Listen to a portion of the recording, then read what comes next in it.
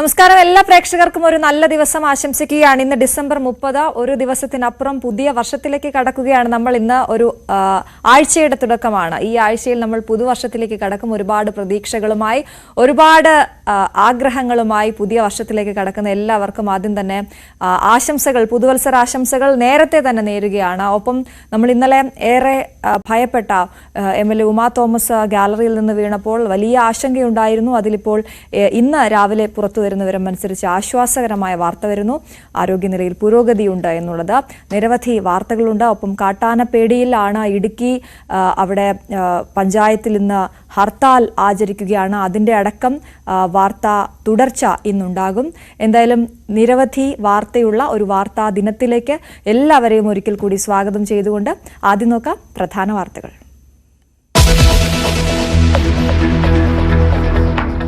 MLA Uma തോമസിന്റെ ആരോഗ്യനിലയിൽ പുരോഗതി. വെന്റിലേറ്റർ നിരീക്ഷണത്തിൽ തുടരുന്നു. സംഘാടകർക്കെതിരെ കേസെടുത്ത് പോലീസ്. സ്റ്റേജ് നിർമ്മാണ കരാറുകാർക്കെതിരെയും കേസ്.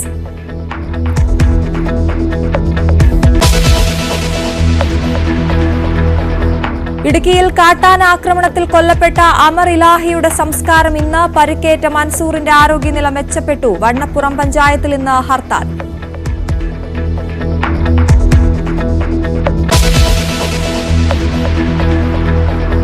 വയനാട് DCC ട്രഷററുടെ ആത്മഹത്യയിൽ വിവാദം കൊഴുക്കുന്നു. IC ബാലകൃഷ്ണൻ MLA ഇന്ന് പോലീസിൽ പരാതി നൽകും. രാജി ആവശ്യപ്പെട്ട MLA ഓഫീസിലേക്ക് CPM മാർച്ച്.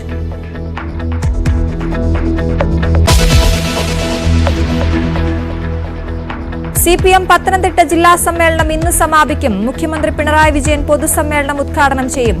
തെരഞ്ഞെടുപ്പില്ലാതെ ജില്ലാ സെക്രട്ടറിയെ നിശ്ചയിക്കാൻ ശ്രമം.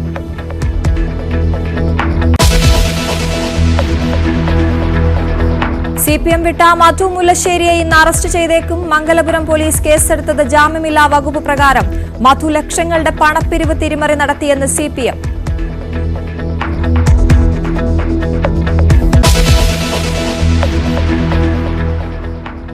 അമേരിക്കൻ മുൻ പ്രസിഡന്റ് ജിമ്മി കാർട്ടർ അന്തരിച്ചു. വിടവാങ്ങിയത് മനുഷ്യാവകാശ പ്രവർത്തനങ്ങളിലെ മുൻനിര പോരാളി. 2002 സമാധാന നൊബേൽ നേടി.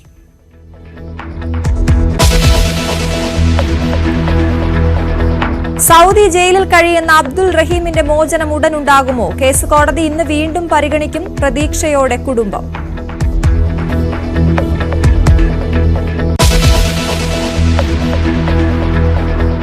ചരിത്ര ദൌത്യത്തിനൊരുങ്ങി ISRO. സ്പാഡെക്സ് ദൌത്യം ഇന്ന് രാത്രി 9:58 2 കൃത്രിമ ഉപഗ്രഹങ്ങളെ ബഹിരാകാശത്ത് കൂട്ടിച്ചേർക്കുന്ന ലക്ഷ്യം.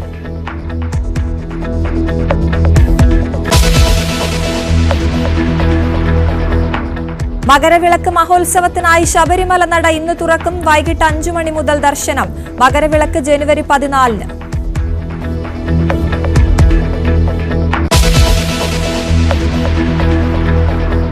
പുതുവത്സരാഘോഷത്തിനൊരുങ്ങി നാടും നഗരവും. പോലീസ് മാർഗനിർദ്ദേശങ്ങൾ ഇന്ന് പുറത്തിറങ്ങിയേക്കും.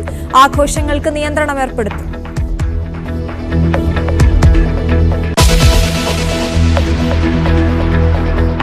മെൽബൺ ടെസ്റ്റിൽ ഇന്ത്യക്ക് 341 റൺസ് വിജയലക്ഷ്യം. ഓസ്ട്രേലിയ രണ്ടാം ഇന്നിംഗ്സിൽ 234 പുറത്ത്. ബുംറയ്ക്ക് 5 വിക്കറ്റ്. ഇന്ത്യക്ക് മോശം തുടക്കം. സന്തോഷ് ട്രോഫി ഫൈനലിൽ കേരളം നാളെ ബംഗാളിനെ നേരിടും.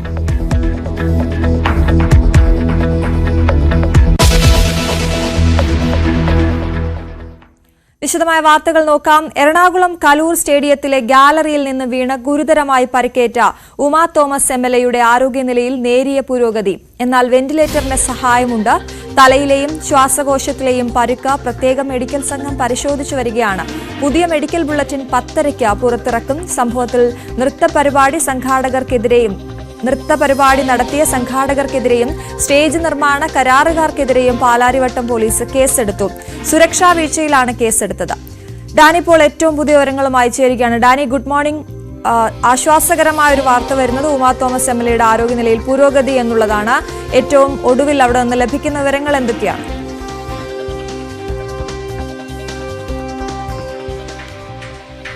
Aswathy, good morning. സൂചിപ്പിച്ചതുപോലെ തന്നെ ഇന്നലെ ഉണ്ടായിരുന്ന അപകടം വലിയ ആശങ്കയിലേക്കെല്ലാം എത്തിച്ചു. ഇന്നൊരു ആശ്വാസത്തിൻ്റെ ഒരു പകലിലേക്കാണ് നീങ്ങുന്നതെന്ന് തന്നെയാണ് മനസ്സിലാക്കുന്നത്. കാരണം അതിൽ ആശാവഹമായ ഒരു പുരോഗതി ഉണ്ട് എന്ന് തന്നെയാണ് മനസ്സിലാക്കുന്നത്. ഇന്ന് വിശദമായൊരു മെഡിക്കൽ ബുള്ളറ്റിൻ 10:30 ശേഷം ഉണ്ടാകും. ഡോക്ടർമാർ മാധ്യമങ്ങളോട് ഇത് സംബന്ധിയായ കാര്യങ്ങൾ സംസാരിക്കും. എന്തായാലും വെന്റിലേറ്റർ സഹായത്തോടു കൂടി തന്നെയാണ് ഉമാ തോമസ് തീവ്രപരിചരണ വിഭാഗത്തിൽ തുടരുന്നത്. എങ്കിൽ കൂടിയും ഇന്നലെ ആശുപത്രിയിൽ എത്തിച്ചതിന് ശേഷം അതിൽ ആരോഗ്യനിലയിലടക്കം നേരെ പുരോഗതി ഉണ്ട് എന്ന് തന്നെയാണ് മനസ്സിലാക്കാനായിട്ട് സാധിക്കുന്നത്. അവയവങ്ങളുടെ പ്രവർത്തനം ഒരു സാധാരണ നിലയിലേക്ക് വരുന്നു, BP സാധാരണ നിലയിലേക്ക് എത്തുന്നു എന്ന് തന്നെയാണ് മനസ്സിലാക്കുന്നത്. അതോടൊപ്പം ഇനിയിപ്പോൾ തലച്ചോറിനേറ്റ ക്ഷതങ്ങൾ അതുമായി ബന്ധപ്പെട്ടുകൊണ്ട് കൂടുതൽ പരിശോധനകളടക്കം ആവശ്യമാണ്. അവിടെയാണ് കൂടുതൽ ചികിത്സകളടക്കമുള്ള കാര്യങ്ങൾ വേണ്ടിവരുന്ന ഒരു വിഭാഗം എന്ന് പറയുന്നു. അപ്പോൾ ഇത് സംബന്ധിയായ കാര്യങ്ങളിൽ എന്താണ് ഒരു തുടർ ചികിത്സ എന്നതടക്കമുള്ള കാര്യങ്ങൾ ഇന്ന് മെഡിക്കൽ ബുള്ളറ്റിനും അതിനുശേഷം ഡോക്ടർമാരും വിശദീകരിക്കുമെന്നാണ് മനസ്സിലാക്കാനായിട്ട് സാധിക്കുന്നത്. ഇന്നലെയും ആ രീതിയിൽ തന്നെയാണ് ഡോക്ടർമാർ അറിയിച്ചത്. 24 മണിക്കൂർ നിരീക്ഷണം ആശുപത്രിയിൽ അത് ഉണ്ടാകും. ഇതിനുശേഷമാണ് ഏത് രീതിയിലുള്ള ഒരു ചികിത്സയിലേക്ക് അടക്കമാണ് നീങ്ങുന്നത്, അല്ലെങ്കിൽ എങ്ങനെയാണ് ചികിത്സ നൽകുന്നത് എന്നതടക്കമുള്ള കാര്യങ്ങൾ തീരുമാനിക്കുന്നതെന്ന് അവർ പറഞ്ഞിരുന്നു. അപ്പോൾ ഏറ്റവും പ്രധാനപ്പെട്ടതും അത് തന്നെയാണ്. തലച്ചോറിനേറ്റ ക്ഷതം അത് എങ്ങനെ മറികടന്ന് മുന്നോട്ട് പോകുന്നു, അതിന് ഏത് രീതിയിലുള്ള ചികിത്സ ലഭ്യമാക്കുന്നു എന്നതെല്ലാമാണ് ഇനി അറിയേണ്ടത്. മറ്റ് കാര്യങ്ങൾ അത് തുടക്കത്തിൽ ഉണ്ടായിരുന്ന ഈ ആന്തരിക രക്തസ്രാവം അടക്കമുള്ള കാര്യങ്ങൾ വലിയ ആശങ്ക ഉണർത്തിയിരുന്നു. കാരണം വാരിയെല്ലുകൾ ഒടിഞ്ഞിരുന്നു, 3 വാരിയെല്ലുകൾ ഒടിഞ്ഞിരുന്നു. അത് ശ്വാസകോശത്തിൽ ക്ഷതമുണ്ടാക്കുന്നതിനടക്കം കാരണമാവുകയും ചെയ്യുന്നു. അത് വലിയ രീതിയിലൊരു ആശങ്ക തുടക്കത്തിൽ തന്നെ ഉയർത്തിയിരുന്നു. അപ്പോൾ അതിനെല്ലാം ഒന്ന് മറികടന്നുകൊണ്ട് അല്പം ഭേദപ്പെട്ട രീതിയിലേക്ക് മുന്നോട്ട് പോകാനായിട്ട് സാധിച്ചിട്ടുണ്ട് എന്ന് തന്നെയാണ് ആശുപത്രിയിൽ നിന്ന് അറിയാനായിട്ട് സാധിക്കുന്നതെങ്കിൽ വിശദമായ ഒരു മെഡിക്കൽ ബുള്ളറ്റിൻ ഇതിൻ്റെ ആധികാരികമായി ഔദ്യോഗികമായി 10:30 പുറത്തിറങ്ങും എന്നാണ് അറിയാനായിട്ട് സാധിക്കുന്നത്. നിലവിൽ ആശുപത്രിയിൽ വെന്റിലേറ്റർ സഹായത്തോടു കൂടി തന്നെയാണ് മുന്നോട്ട് പോകുന്നത്. ഒപ്പം അശ്വതി, ഇതിൽ ഞാനിപ്പോൾ നിൽക്കുന്നത് ഇന്നലെ ഈ അപകടമുണ്ടായ കലൂർ ജവഹർലാൽ നെഹ്റു സ്റ്റേഡിയത്തിലാണ്. ഇവിടെയാണ് അപകടമുണ്ടാകുന്നത്. നിലവിൽ ഇതിൻ്റെ സംഘാടകർക്കെതിരെ കേസെടുത്തിട്ടുണ്ട്. മൃദംഗാഭിഷൻ എന്ന് പറയുന്ന സംഘാടകർ, ഒപ്പം തന്നെ സ്റ്റേജ് നിർമ്മാണം നടത്തിയവർ. ഇന്നലെ ഇവിടെ നിന്നാണ് ഇവർ ഉമാ തോമസ് MLA താഴേക്ക് വീഴുന്നത്. ഇപ്പോഴും അവരുടെ ചെരുപ്പുകൾ അടക്കം ഇവിടെ കിടക്കുന്നുണ്ട്. ഈ റിബൺ കെട്ടി തിരിച്ച ഭാഗത്ത് ഇവിടേക്കാണ് അവർ താഴേക്ക് നിലംപതിക്കുന്നത്. ഇതായിരുന്നു സത്യത്തിൽ ഈ കാണുന്ന റിബണായിരുന്നു യഥാർത്ഥത്തിൽ ഇവിടെ ഒരു കൈവരി അല്ലെങ്കിൽ ഒരു ബാരിക്കേഡ് സംവിധാനം എന്ന് പറയാവുന്ന ഒരു സംഭവം ഇത് മാത്രമായിരുന്നു. നമ്മളൊരു ക്യൂ മാനേജർ എന്ന രീതിയിൽ പലപ്പോഴും തന്നെ ഈ വലിയ ഓഫീസുകളിലേക്കെല്ലാം എല്ലാം ചെല്ലുമ്പോൾ കാണുന്ന ഒരു കാര്യമാണ്. ഇത് മാത്രമായിരുന്നു ഈ കാണുന്ന സ്റ്റേജിന് ഇതിന് മുന്നിലുണ്ടായിരുന്നത്. നമുക്ക് കാണാം ഈ സ്റ്റേജ് നിർമ്മാണം നടത്തിയത്. സ്റ്റേജ് നിർമ്മാണത്തിനെതിരെ തന്നെയാണ് ഇപ്പോൾ കേസ് എടുത്തിരിക്കുന്നത്. തീർത്തും അശാസ്ത്രീയമായി നിർമ്മിച്ചിരിക്കുന്നു. ഒപ്പം തന്നെ യാതൊരു രീതിയിലുള്ള ഒരു സുരക്ഷാ മാനദണ്ഡങ്ങളോ ഒന്നും തന്നെ ഇവിടെ ലഭ്യമാക്കാത്ത രീതിയിലായിരുന്നു ഈ സ്റ്റേജ് നിർമ്മാണം അടക്കം നടത്തിയിരുന്നത് എന്നതാണ്. ഇതിൻ്റെ ഈ ഭാഗത്തേക്ക് ഇതിലേക്ക് വരുമ്പോൾ നമ്മൾ ശ്രദ്ധിക്കേണ്ട ഒരു കാര്യമെന്ന് പറയുന്നത് ഇതിൻ്റെ ഈ ഭാഗത്തെ ബാരിക്കേഡാണ്. ഈ സാധാരണഗതിയിൽ അപ്പുറത്തേക്ക് വിശദമായിട്ട് വരുമ്പോഴേക്കും ഈ ബാരിക്കേഡാണ് യഥാർത്ഥത്തിൽ ഇവിടെയുള്ളത്. അത് സുരക്ഷാ മാനദണ്ഡ പ്രകാരം സ്റ്റേഡിയത്തിൽ ഉള്ള ബാരിക്കേഡാണ്. ആ ബാരിക്കേഡിനും അതിനും മുകളിലായിട്ട് വരുന്ന രീതിയിലാണ് ഇതിന്റെ തട്ടടിച്ചിരിക്കുന്നത്, സ്റ്റേജിന്റെ തട്ടടിക്കുന്നത്. അതായത് സ്റ്റേജിന് യാതൊരു രീതിയിലുള്ള ഒരു കൈവരിയോ കാര്യങ്ങളോ ഒന്നും ഉണ്ടാകില്ല എന്നതാണ് നമുക്ക് മനസ്സിലാക്കുന്നത്. ഇപ്പോൾ നമ്മുടെ ക്യാമറയിൽ കാണുന്ന ദൃശ്യങ്ങൾ അതിന് ആ ബാരിക്കേഡിന് താഴെയാണ് കസേരകളുള്ളത്. സാധാരണ സ്റ്റേഡിയത്തിൽ ഇരിക്കാവുന്ന കസേരകൾ ഉള്ളത് അവിടെയാണ്. അപ്പോൾ ആ ബാരിക്കേഡിനേക്കാളും ഒരു 2 അടിയോളം ഉയരത്തിൽ സ്റ്റേജ് നിർമ്മിച്ച് ആ കസേരകൾ പൂർണ്ണമായും അതിനിടയിലേക്ക് വന്ന് അങ്ങനെയാണ് ഈ സ്റ്റേജ് നിർമ്മാണം നടത്തിയിരിക്കുന്നത്. അതിൽ കാണാം അതിൻ്റെ ഇവിടെ ഇരിക്കുന്ന സാധാരണ രീതിയിലുള്ള നമ്മൾ പലപ്പോഴും ISLും മറ്റു കാര്യങ്ങളുമായി ഇവിടേക്ക് വരുമ്പോൾ ഇവിടെ ഇരിക്കാറുള്ള ഭാഗമാണ്. അതിനു മുന്നിൽ തീർത്തും സുരക്ഷിതമായ രീതിയിൽ തന്നെ കൈവരികൾ ഉണ്ട്. അത് കൃത്യമായിട്ട് തന്നെ അത് പരിപാലിക്കപ്പെടുന്നതാണ്, ഇരുമ്പ് കൊണ്ട് നിർമ്മിച്ചതാണ്.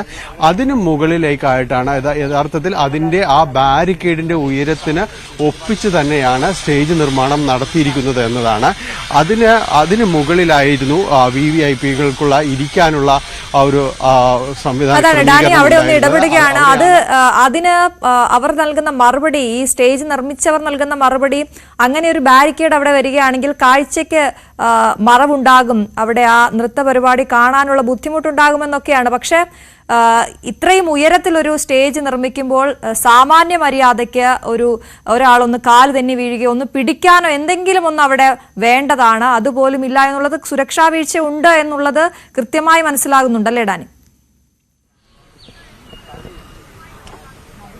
കൃത്യമല്ലേ അശ്വതി, കൃത്യമല്ല. കാരണം ഇന്നലെ ഇപ്പോൾ ഒരു ദൃശ്യങ്ങളിൽ നിന്ന് മാറുമ്പോൾ ഇവിടേക്ക് വരുമ്പോൾ ഇപ്പോൾ നമുക്ക് പൂർണ്ണമായത് വ്യക്തമാവുന്ന രീതിയിൽ തന്നെയാണ് നമുക്കിത് കാണാനായിട്ട് സാധിക്കുന്നത്. കാരണം അതിന്റെ ബാരിക്കേഡിനും തൊട്ടു മുകളിൽ വെച്ച് തന്നെ സ്റ്റേജിന്റെ ആ തട്ടടിച്ച് തീർത്തിരിക്കുന്നു എന്നതാണ്. അപ്പോൾ അതിനു മുന്നില് ആ റിബൺ ഒരു ക്യൂ മാനേജർ എന്നെല്ലാം തന്നെ വിശേഷിപ്പിക്കുന്ന യാതൊരു രീതിയിലും സുരക്ഷ പ്രദാനം ചെയ്യാൻ കഴിയില്ല എന്ന് നമുക്ക് ഒറ്റ നോട്ടത്തിൽ എല്ലാവർക്കും തന്നെ അറിയാവുന്നതാണ്. ആ റിബൺ ചെറിയ ഇതിൽ പോസ്റ്റിൽ ഉറപ്പിച്ചു നിർത്തുന്ന രീതിയിൽ അത് ആളുകൾ എങ്ങോട്ട് പോകുന്നു അതനുസരിച്ച് മാത്രമേ അത് നീങ്ങത്തുള്ളൂ. അല്ലാതെ മറ്റു രീതിയിലേക്കൊന്നും അത് ഒരു രീതിയിലും ഒരു സുരക്ഷയ്ക്ക് പറ്റിയ ഒരു കാര്യമേ അല്ല. അപ്പോൾ ആളുകളുടെ സുരക്ഷയാണോ ഇവർ മുഖ്യമായും കണക്കിലെടുത്തത്, അതോ ഇത് കാണുന്നതിന് വേണ്ടി ഇവിടെ 12,000-ത്തിലധികം പേരാണ്, നർത്തകരാണ് ഇന്നലെ ഭരതനാട്യം കാര്യങ്ങളുമായിട്ട് ഇവിടെ ഉണ്ടായത്. അത്രമാത്രം പേർ ഈ ഗ്രൗണ്ടിലുണ്ട്. നമുക്ക് ഈ ഗ്രൗണ്ട് കാണാം. ഈ ഗ്രൗണ്ടിൽ അത്രയും പേരുണ്ട്. ഒപ്പം തന്നെയും ഇവിടെ ക്ഷണിക്കപ്പെട്ട അതിഥികളും എല്ലാവരും ഉണ്ട്.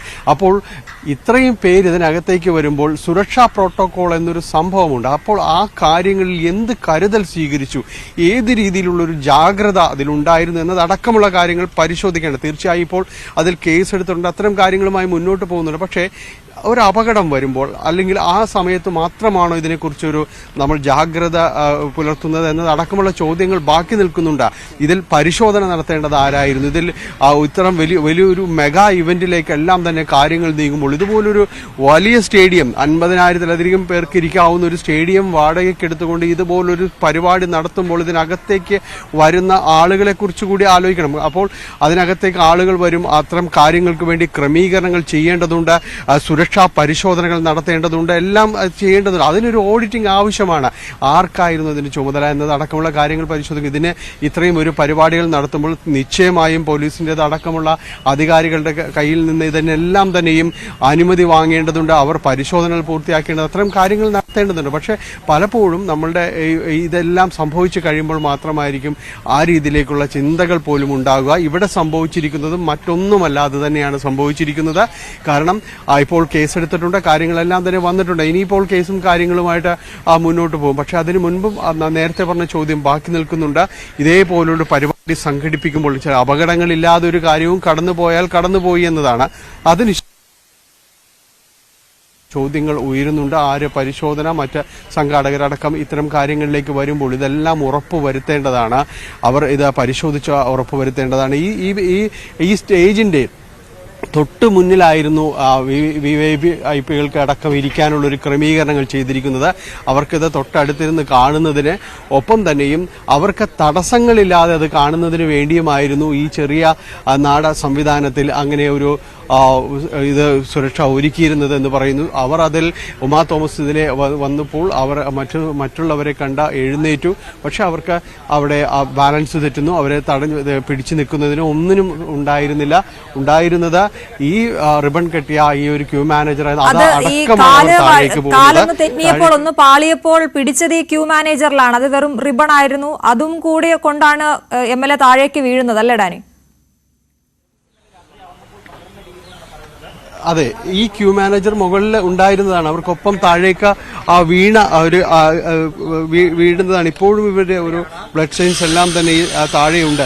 ഈ ഭാഗം എന്ന് പറയുന്നത് പ്ലേയേഴ്സ് എൻട്രിയാണ്. സാധാരണ നമ്മൾ ഫുട്ബോൾ മത്സരത്തിന് ഇവിടേക്ക് എല്ലാം എത്തുമ്പോൾ അല്ലെങ്കിൽ ഏതെങ്കിലും രീതിയിൽ ഗ്യാലറിയിലേക്ക് മൈതാനത്തേക്ക് എല്ലാം വരുന്നത് ഈ ഭാഗത്ത് നിന്ന് ഇവിടെ കടന്നു വരാൻ കഴിയുന്ന രീതിയിൽ വേണ്ടി വന്നാൽ ഏതെങ്കിലും അത്യാഹിതഘട്ടത്തിൽ ഇവിടെ നിന്ന് വല്ല മൂവ്മെന്റ് ഉണ്ടാവുകയാണെങ്കിൽ അതെല്ലാം ഉപകരിക്കുന്ന രീതിയിലാണ് ചെയ്തിരിക്കുന്നത്. പക്ഷെ അതിൻ്റെ ഒരു വിഷയം എന്ന് പറയുന്നത് ഇത്രയും ഭാഗം നല്ല രീതിയിൽ കോൺക്രീറ്റ് ചെയ്തതാണ്. ഇതിനകത്തേക്ക് കടന്നു വരുന്ന രീതിയിൽ പര്യാപ്തമായത് ഈ ഭാഗത്താണിത്. ഇവിടെയാണ് അവർ താഴേക്ക് വീഴുന്നത്. മറ്റിടങ്ങളിൽ ഇത്ര കണ്ട അകത്തേക്ക് കയറി ഒരു കോൺക്രീറ്റ് സംവിധാനങ്ങളൊന്നുമില്ല. അത് സ്റ്റേഡിയത്തിന് പര്യാപ്തമാവുന്ന രീതിയിൽ നിർമ്മിച്ചതുമാണ്. പക്ഷേ അതിന് ഒപ്പം സുരക്ഷ ഒരുക്കേണ്ട എന്ന് പറയുന്നത് ഈ കാര്യങ്ങളിലായിരുന്നു. ഇവിടെ തടസ്സങ്ങളില്ലാതെ കാണുക എന്നത് മാത്രമായിരുന്നു അവർ ഒരു കരുതൽ കൊടുത്തിരുന്നത്. അതിനാണെന്നൊരു പ്രയോറിറ്റി എന്ന് പറയാവുന്നത്. പക്ഷേ അത്തരം കാര്യങ്ങൾ ചെയ്യുമ്പോൾ ഇതിലൊരു അപകട സാധ്യതകൾ കൂടി എല്ലാം തന്നെ കണക്കിലെടുക്കേണ്ടതാണ്. അങ്ങനെയുണ്ടായ ഒരു പ്ലാൻ ബി എന്നെല്ലാം നമ്മൾ പറയുന്നത് പോലെ എന്തെങ്കിലും സംഭവിച്ചാൽ അല്ലെങ്കിൽ ആരെങ്കിലും തെന്നിയാൽ ഇത് എന്താകും എന്നതായിരുന്നു. അതിൽ ഏറ്റവും മുന്നേക്ക് നീക്കിയായിരുന്നു കസേരകൾ ഇട്ടിരുന്നത്. അതായത് പിറകിലൂടെ വന്ന് അതിലേക്ക് കയറുക എന്ന രീതിയിലായിരുന്നു. ആ മുൻവശത്ത് കൂടി അല്ലെങ്കിൽ നടക്കാവുന്ന രീതിയിലേക്ക് അല്ലെങ്കിൽ തൊട്ട് കാണുന്ന ആ കറുത്ത ഭാഗം പ്ലാറ്റ്ഫോം അതിനകത്തേക്ക് പറ്റുന്ന രീതിയിലേക്ക് ഇത് നീക്കിയിട്ടിരുന്നെങ്കിൽ പോലും കുറച്ചുകൂടിയെങ്കിലും അതിൻ്റെ ഒരു സുരക്ഷ കണക്കിലെടുത്തു എന്നെങ്കിലും നമുക്ക് പറയാനായിട്ട് സാധിക്കുമായിരുന്നു. പക്ഷേ അങ്ങനെയൊന്ന് ഉണ്ടായില്ല എന്ന് തന്നെ നമുക്ക് പറയേണ്ടി വരുന്നു. കാരണം ഇത്ര കണ്ട് അലക്ഷ്യമായിട്ടാണ് ഈ ഒരു പരിപാടി വിഭാവനം ചെയ്തത്. ഏതാണ്ട് 12,000-ലധികം പേർ സ്റ്റേജിൽ തന്നെ ഉണ്ടായിരുന്ന ഒരു രീതി. പക്ഷേ അതിലേക്ക് ഏത് രീതിയിലുള്ള ഒരു സുരക്ഷ പാലിച്ചു എന്നതാണ് ഇതിൽ നമ്മൾ മനസ്സിലാക്കേണ്ടത്. കാരണം നോക്കൂ, ഈ ഭാഗത്താണ് ഇവിടെ ഇതിലെ കസേരകൾ കസേരകൾ നിരത്തിയിരുന്നത് ഈ ഭാഗത്താണ്. ഇതുമായിട്ട് വളരെ പെട്ടെന്ന് തെന്നി താഴേക്ക് ഒരു ചുവടൊന്ന് തെറ്റിയിട്ടുണ്ടെങ്കിൽ അത് താഴേക്ക് വീഴുന്ന അവസ്ഥ തന്നെയാണ്. അതിൽ യാതൊരു രീതിയിലൊരു കരുതലോ കാര്യങ്ങളോ ഇക്കാര്യങ്ങളിൽ ഉണ്ടായിരുന്നില്ല എന്നതാണ് അതിൽ എടുത്ത് പറയേണ്ടത്. ഇതിൽ സ്റ്റേജിലേക്ക് വരുമ്പോൾ ഇതാണ് ഈ ഒരു സ്റ്റേജിന്റെ ഭാഗമെന്ന് പറയുന്നത് 2 തട്ടായിട്ട് തിരിച്ചിരിക്കുന്ന ഒരു ഭാഗമാണിത്. ഇതിന്റെ താഴെ തട്ടാണ് VVIPകൾക്ക് വേണ്ടിയും ഇവിടെ ക്രമീകരിച്ചിരിക്കുകയും എല്ലാം തന്നെ ചെയ്തിരുന്നത്. ഇപ്പോൾ ഡാനി കയറിയ വഴി തന്നെയാണോ ഉമാ തോമസ് ഈ സ്റ്റേജിലേക്ക് എത്തിയത്? അവരും അങ്ങോട്ടേക്ക് എത്തിയത് ഇപ്പോൾ ഡാനി പോയ ആ വഴി തന്നെയാണോ? തീർച്ചയായും ഈ വഴി തന്നെയാണ്. ഞാൻ ഇപ്പോൾ കയറി വന്ന സ്റ്റേജിൽ നിന്ന് കയറിയ ആ വഴി തന്നെയാണ് അവരും കയറി വന്നത്. നമുക്കിപ്പോൾ ഇവിടെ നിൽക്കുന്നതിന് ചില പരിമിതികളുണ്ട്, പോലീസ് ഉദ്യോഗസ്ഥർ അത് പറയുന്നുണ്ട്. എന്തായാലും നമ്മൾ കയറി വന്ന ആ വഴി തന്നെയായിരുന്നു ഉമാ തോമസും മറ്റ് വിശിഷ്ടാതിഥികളും എല്ലാം തന്നെയും കയറി വന്നതും ആ വഴി തന്നെയാണ്. തുടർന്ന് ഇതിനകത്തേക്ക് കയറുകയും ഒപ്പം തന്നെ അവരത് മറ്റുള്ളവരെ കണ്ട് മുന്നോട്ട് പോകുകയും എല്ലാം തന്നെ ചെയ്തു. പക്ഷെ അവർ തിരിഞ്ഞപ്പോൾ അവർ കാല് തെന്നുന്നു, താഴേക്ക് പിന്നീട് പൊടുന്നതിന് താഴേക്ക് വീഴുന്നൊരവസ്ഥയിലേക്കാണ് പിന്നെ ഉണ്ടാകുന്നത്. അങ്ങനെ ഒരു അപകടത്തിലേക്ക് നീങ്ങുന്നു. ഇതിൽ ഒരു അതിജീവനത്തിന്റെ അല്ലെങ്കിൽ ഇന്നലെ ഉണ്ടായിരുന്ന ആരോഗ്യസ്ഥിതിയിൽ നിന്ന് അവരെ കുറച്ചുകൂടി മുന്നോട്ട് പോയിരിക്കുന്നു എന്നത് ആശ്വാസകരമായ ഒരു വാർത്ത തന്നെയാണ്. അത് എടുത്തു പറയേണ്ടതുമാണ്. വളരെ പെട്ടെന്ന് ഈ തിരക്കിൽ 1 കിലോമീറ്റർ ദൂരമേ ആശുപത്രിയിലേക്ക് ഉണ്ടായിരുന്നുള്ളൂ. വലിയ തിരക്ക് അനുഭവപ്പെട്ടു. പക്ഷേ എങ്കിൽ കൂടിയും 5 മിനിറ്റിൽ താഴെ ഒരു സമയം കൊണ്ട് അവർ ആശുപത്രിയിലേക്ക് എത്തിക്കാൻ കഴിഞ്ഞതും എല്ലാം തന്നെ എടുത്ത് പറയേണ്ടതാണ്. അങ്ങനെ ഒരു ഇടപെടൽ ഉണ്ടായിരുന്നില്ലെങ്കിൽ ഒരുപക്ഷെ കൂടുതൽ കാര്യങ്ങൾ കൂടുതൽ സങ്കീർണതയിലേക്ക് എല്ലാം തന്നെ നീങ്ങുമായിരുന്നു എന്ന ഒരു സംശയവുമില്ല. എന്തായാലും ഇതിൽ കടുത്ത നടപടികൾ വേണ്ട ഒരു സംഭവമായിട്ടത് മാറിയിരിക്കുന്നു. അതിനൊപ്പം തന്നെയാണ് ഇത്തരം ഒരു ക്രമീകരണങ്ങൾ നടത്തുമ്പോൾ അല്ലെങ്കിൽ ഇതുപോലൊരു മെഗാ ഇവന്റിലേക്ക് എല്ലാം പോകുമ്പോൾ എന്ത് സുരക്ഷ കണക്കിലെടുക്കുന്നു എന്നതാണ് അത് എടുത്ത് പറയേണ്ടതാണ്. കാരണം അതിൽ കൃത്യമായൊരു ഓഡിറ്റിംഗ് കാര്യങ്ങളും എല്ലാം തന്നെ നടത്തേണ്ടതാണ്. അല്ലെങ്കിൽ ഇതുപോലുള്ള ഈ ദുരന്തങ്ങൾക്ക് നമ്മൾക്ക് വീണ്ടും ഈ സാക്ഷികളാകേണ്ടി വരുമെന്ന കാര്യത്തിൽ സംശയമൊന്നുമില്ല. കാരണം ഇതേപോലൊരു സ്റ്റേഡിയം ഈ രീതിയിലേക്ക് മാറ്റിയെടുക്കുമ്പോൾ നോക്കുക അശ്വതി, ഇതിന്റെ ഒരു പ്ലാറ്റ്ഫോം അതിന്റെ നിർമ്മിച്ചിരിക്കുന്നത് നോക്കുക. താഴേക്ക് ക്യാമറ വരികയാണെങ്കിൽ ഇവിടെ താഴെ കസേരകളുണ്ട്. അതായത് സ്റ്റേഡിയത്തിൽ കളി കാണാനായിട്ട് എത്തുന്ന സാധാരണ ഗാലറിയാണ്. ഇതൊരു VIP പവലിയനാണ്. കാരണം ഇവിടെ നിന്നാണ് ISLന്റെ ഒരു VIP പവലിയൻ എന്ന് പറയുന്ന ഭാഗമാണ്. അപ്പോൾ ഇതിന്റെ താഴെ ഈ കസേരകളുണ്ട്. അതിന് മുകളിൽ തട്ടടിച്ചുകൊണ്ടാണ് ഈ രീതിയിൽ സ്റ്റേജ് നിർമ്മാണം നടത്തിയിരിക്കുന്നത്. അതിന് മുന്നിലേക്ക് വരുന്നു. പക്ഷെ ഇതെല്ലാം ഒരുപക്ഷെ അനുമതിയോടുകൂടി നേടിയെടുക്കാനായിട്ടെല്ലാം തന്നെ സാധിക്കും. പക്ഷേ സുരക്ഷ എന്ന് പറയുന്ന ഒരു കാര്യത്തിൽ ആര് ഉറപ്പ് നൽകുന്നു എന്നതാണ്. ഇങ്ങനെ ഒരു പരിപാടി നടക്കുമ്പോൾ നിരവധിയായ ആളുകൾ ഇവിടേക്ക് എത്തുമ്പോൾ അതിന് കൃത്യമായ രീതിയിലുള്ള സുരക്ഷ അടക്കമുള്ള കാര്യങ്ങൾ ഒരുക്കേണ്ടതുണ്ട്. അതൊന്നും ഉണ്ടായില്ല എന്ന് തന്നെയാണ് ഈ സംഭവത്തിൽ നിന്ന് വ്യക്തമാകുന്നത്.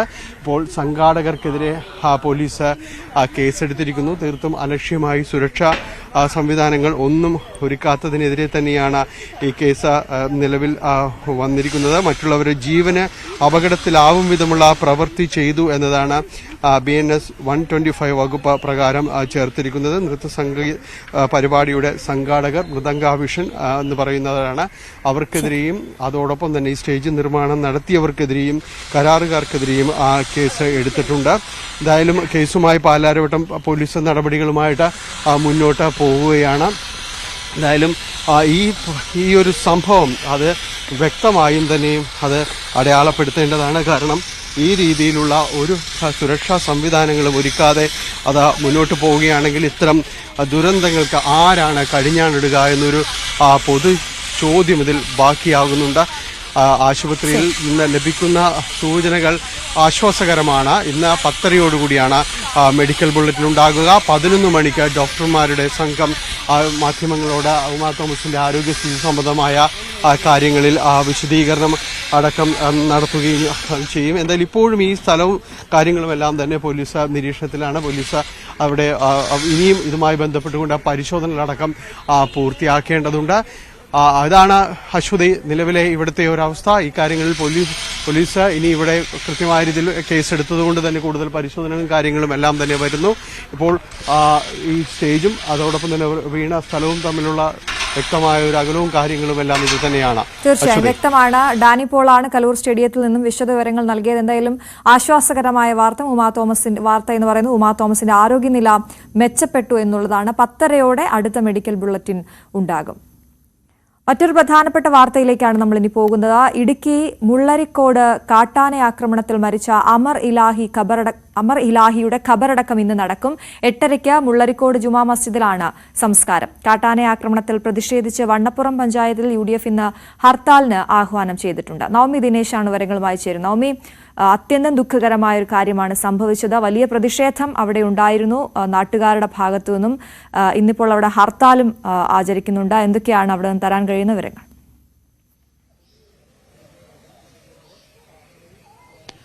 അശ്വതി, ഞാനിപ്പോൾ നിൽക്കുന്നത് അമറിന്റെ വീടിന്റെ മുന്നിലാണ്. തികച്ചും വൈകാരികമായിട്ടുള്ള രംഗങ്ങളാണ് ഇവിടെ നിന്ന് കാണാൻ കഴിയുന്നത്. 22 വയസ്സ് മാത്രമുള്ള തന്റെ മകന്റെ വേർപാട് താങ്ങാൻ കഴിയാതെ മാതാപിതാക്കൾ പൊട്ടിക്കരയുന്ന ദൃശ്യങ്ങൾ, ബന്ധുക്കൾ, നാട്ടുകാരൊക്കെ വല്ലാത്തൊരു മാനസികാവസ്ഥയിലാണ് ഇവിടെ നിൽക്കുന്നത്. നമുക്കറിയാം, അവർ വീടിൽ നിന്നും ഏകദേശം ഒരു 200 മീറ്റർ മാത്രം ദൂരമേ ഉള്ളൂ ഈ സംഭവം നടക്കുന്നത്. പശുവിനെ, ഇതൊരു തേക്കിൻ തോട്ടമാണ്, അവിടെ പശുവിനെ തിരിച്ച് വീട്ടിലേക്ക് കൂട്ടിക്കൊണ്ടുവരാൻ, പശുവിനെ മേയാൻ വിട്ടതിന് ശേഷം തിരിച്ച് വരുന്ന വഴിക്കാണ് ഇങ്ങനൊരു കാട്ടാന ആക്രമണം ഉണ്ടായത്. എന്തായാലും വളരെ ദാരുണമായിട്ടുള്ളൊരു സംഭവം തന്നെയാണ്. എന്തായാലും 10 ലക്ഷം രൂപയാണ് ഇപ്പോൾ സർക്കാർ ഈ കുടുംബത്തിന് തന്നെ സഹായമായി നൽകിയിരിക്കുന്നത്. പക്ഷെ അതൊന്നും മൻസൂറിന്റെ ജീവന് പകരമാകില്ല എന്ന് നമുക്കറിയാം. കഴിഞ്ഞ 4 വർഷമായി ഇവിടെ ഒരു കാട്ടാന ശല്യമുണ്ടായത് നാട്ടുകാരൊക്കെ പറയുന്നുണ്ട്. പക്ഷെ ഇങ്ങനെ ഒരു സംഭവം ഇവിടെ ആദ്യമായിട്ടാണ് നടക്കുന്നത്. ഇപ്പോൾ നമ്മളോടൊപ്പം പഞ്ചായത്ത് പ്രസിഡന്റ് കൂടി ചേരുന്നുണ്ട്. പ്രസിഡന്റ്, 4 വർഷമായി ഇവിടെ കാട്ടാന മെമ്പർ കൂടി ചേരുന്നുണ്ട്. ഇവിടെ 4 വർഷമായി കാട്ടാന ശല്യമുണ്ട്. പക്ഷെ ആദ്യമായിട്ട് ഇങ്ങനൊരു സംഭവം നടക്കുന്നുണ്ട്. അധികൃതർ വേണ്ട രീതിയിലുള്ളൊരു നടപടി സ്വീകരിക്കുന്നില്ല എന്നുള്ളൊരു ആരോപണമാണ് നാട്ടുകാരുൾപ്പെടെ ഉന്നയിക്കുന്നത്. അധികൃതർ ഇതിന് നമ്മുടെ ഈ ജനവാസ മേഖലയിൽ തമ്പടിച്ചിരിക്കുന്ന കാട്ടാനകളെ ഉൾവനങ്ങളിലേക്ക് തുരത്തുന്നതിന് വേണ്ടിയിട്ട് ജനങ്ങളോടൊപ്പം സഹകരിച്ച് നിൽക്കുന്നു എന്നുള്ളതല്ലാണ്ട് ഡിപ്പാർട്ട്മെന്റിന്റെ ഭാഗത്തുനിന്ന് ഒരു RRTനെ വെച്ചോ മറ്റവരുടെ സന്നാഹങ്ങൾ ഉപയോഗിച്ചോ നീക്കം ചെയ്തുള്ള നടപടി ഇന്നേ വരെ ഉണ്ടായിട്ടില്ല. ഫോറസ്റ്റ് ഉദ്യോഗസ്ഥർ നമുക്കുള്ള സഹകരണങ്ങളൊക്കെ ചെയ്തു തരുന്നു എന്നുള്ളതാണ്. ഇവിടുത്തെ 100-150ഓളം ചെറുപ്പക്കാരും ഈ പ്രദേശവാസികളുമാണ് കുറേ കാലമായിട്ട് ജനവാസ മേഖല തമ്പടിച്ചിരിക്കുന്ന കാട്ടാനകളെ ഉൾവനത്തിലേക്ക് മാറ്റുന്നതിനുള്ളൊരു നേതൃത്വം കൊടുക്കുന്നത്. ഇപ്പോൾ നിങ്ങൾ ഈ കാണുന്ന ഈ ഫെൻസിങ് തന്നെ ഇവിടുത്തെ നാട്ടുകാരുടെ ശ്രമഫലമായിട്ട് ഒരു 1 ലൈനായിട്ട് ചെയ്തിരിക്കുന്നതാണ്. ഇത്രയും ചേർന്ന് ഇത്രയും പാവപ്പെട്ട കുടുംബങ്ങളാണ് താമസിക്കുന്നത്.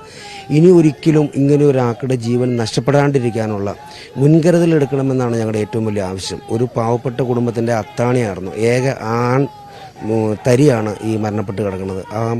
ആ ബാപ്പയുടെയൊക്കെ കരച്ചിൽ കേട്ടാൽ നമുക്കത് കേട്ടു നിൽക്കാൻ പോലും നമുക്ക് സഹിക്കത്തില്ല. ഞങ്ങൾ ഇനി ഒരിക്കലും ഒരു മനുഷ്യജീവൻ ഒരു വന്യമൃഗത്തിൻ്റെ ആക്രമണത്തിലൂടെ നഷ്ടപ്പെടരുതെന്നുള്ള ഒരു കാര്യമാണ് ഞങ്ങളിവിടെ പറയുന്നത്. അതിനു വേണ്ട മുൻകരുതലുകൾ, ഹാങ്ങിങ് ഫെൻസിങ് ഉൾപ്പെടെ, അത് അത്ര ഒരു സക്സസ് അല്ലെങ്കിൽ പോലും ഞങ്ങളുടെ ആവശ്യം ട്രഞ്ചാണ് വേണ്ടത്. ഫെൻസിങ് ഒരു താൽക്കാലികമാണ്. അതുകൊണ്ട് അതൊന്നും ഒരു ശാശ്വതമായ പരിഹാരമല്ല, താൽക്കാലികമായ ഒരു പരിഹാരം മാത്രമാണ്. ശാശ്വത പരിഹാരം എന്ന് പറയുന്നത് ട്രെഞ്ച് തന്നെയാണ്. ഉടനടി അതിനുള്ള നടപടി സ്വീകരിക്കണം. ഇനി ഒരിക്കലും ഒരു മനുഷ്യജീവൻ പൊലിയരുത് എന്നുള്ളൊരു ആവശ്യം ഉന്നയിച്ചുകൊണ്ടാണ് ഞങ്ങൾ പ്രതിഷേധം നടത്താൻ വേണ്ടിയിട്ട് തീരുമാനിച്ചിരിക്കുന്നത്. ഇന്നലെ വൈകിട്ട് 4 മണിയോടുകൂടിയായിരുന്നു ഈ സംഭവം ഉണ്ടായത്. എന്തായിരുന്നു ഇന്നലെ നടന്നത്? ഇന്നലെ ഈ മേഖലയിലുള്ളവരൊക്കെ തന്നെ കന്നുകാലി വളർത്തിയാണ് ഉപജീവന മാർഗം കണ്ടെത്തുന്നത്. അമറിൻ്റെ കാണാതെ പോയ, ഇവിടെ കെട്ടിയിരുന്ന കാണാതെ പോയ പശുവിനെ തേടി വീടിന് സമീപം, ഈ കാണുന്ന വഴിയാണ്, ഇവിടെ മുകളിൽ വെച്ചാണ് പശുവിനെ തേടി ചെന്ന് കഴിഞ്ഞപ്പോൾ ആനയുടെ മുന്നിൽ പെടുകയാണ് ചെയ്തത്. ഒരു സുഹൃത്തും കൂടെ ഉണ്ടായിരുന്നു, മൻസൂർ എന്നുള്ള പയ്യൻ. അത്ഭുതകരമായിട്ടാണ് മൻസൂർ രക്ഷപ്പെട്ടത്. ഇപ്പോൾ തൊടുപുഴ സെൻറ് മേരീസ് ഹോസ്പിറ്റലിൽ അഡ്മിറ്റാണ്. അത്ഭുതകരമായിട്ട് രക്ഷപ്പെട്ടത്. ഈ സാധാരണക്കാരായ ജനങ്ങൾ തിങ്ങിപ്പാർക്കുന്ന ഒരു മേഖലയാണ് ഈ മുള്ളരിങ്ങാട് എന്ന് പറയുന്നത്. ഇത് ഈ വണ്ണപ്പുറം പഞ്ചായത്തിൻ്റെ 1-ാം വാർഡാണിത്. വണ്ണപ്പുറം പഞ്ചായത്ത് തന്നെയല്ല, പൈങ്ങോട്ടൂർ പഞ്ചായത്തിലും കവളങ്ങാട് പഞ്ചായത്തിലും ജനങ്ങളുടെ അവസ്ഥ ഇത് തന്നെയാണ്. ഇവിടുന്ന് 5 മണിക്ക് ശേഷം ഒരു ഓട്ടോ വിളിച്ചാൽ, ഒരു പാവപ്പെട്ടവനെ ഹോസ്പിറ്റലിൽ കൊണ്ടുപോകാൻ വിളിച്ചാൽ പോരത്തില്ല. കാരണം റോഡിൻ്റെ ഇരു സൈഡും വനമാണ്, അവിടെ ആന തമ്പിടിച്ചിരിക്കുകയാണ്. അപ്പോൾ തിരിച്ചൊറ്റയ്ക്ക് വരാൻ പേടിയായതുകൊണ്ട് പാവപ്പെട്ടവൻ ഓട്ടോറിക്ഷ വിളിച്ചാൽ പോലും വൈകിയ വേളയിൽ പോകാത്തൊരവസ്ഥയാണ് നിലവിൽ മുള്ളരിങ്ങാട്ടുള്ളത്. ഇതിനൊരു ശാശ്വത പരിഹാരം കാണണം എന്നാണ് ഞങ്ങൾക്ക് ഗവൺമെൻറ്റിനോട് അഭ്യർത്ഥിക്കാനുള്ളത്. ഈ ആനയെ പിന്നെ നാട്ടുകാരെല്ലാവരും കൂടി ചേർന്നാണോ തുരത്തിയത്? ഈ ആനയെ ഇതുവരെ തുരത്തിയിട്ടില്ല. ഈ ആന ഓൾറെഡി ഇന്നലെ അവിടെ ഈ സംഭവം ഉണ്ടായിട്ട് അവിടെ എവിടെയോ, ഈ പ്രദേശത്ത് എവിടെയോ നിലയുറപ്പിച്ചിട്ടുണ്ട്. എവിടെയാണെന്ന് നമുക്കറിയില്ല. അത് നമ്മൾ ഇന്നലെ DFOയും സബ് കളക്ടറും വന്നപ്പോൾ ഇന്ന് ഈ ആനയെ തുരത്തുന്നുള്ള നടപടികൾ ശക്തമായിട്ട് ഉണ്ടാകുമെന്നാണ് ഇന്നലെ ഞങ്ങൾക്ക് MP ഉൾപ്പെടെയുള്ള ആൾക്ക് ഉറപ്പ് തന്നത്. അവർ എന്ത് നടപടിയാണ് സ്വീകരിച്ചിരിക്കുന്നത് എന്ന് എനിക്കറിയില്ല. ഇപ്പോഴും ആന ഈ പരിസരത്ത് തന്നെയുണ്ട് അല്ലേ? ഈ പരിസര പ്രദേശത്ത് എവിടെയോ ആന തമ്പടിച്ചിരിക്കുന്നുണ്ട്. അശ്വതി, അതാണ് പറയാനുള്ളത്. മെമ്പർ പറഞ്ഞതുപോലെ തന്നെ ഏക അത്താണിയാണ് കുടുംബത്തിന്. 22 വയസ്സുള്ള ഒരു ചെറുപ്പക്കാരനാണ് ഇപ്പോൾ വിടവാങ്ങിയിരിക്കുന്നത്.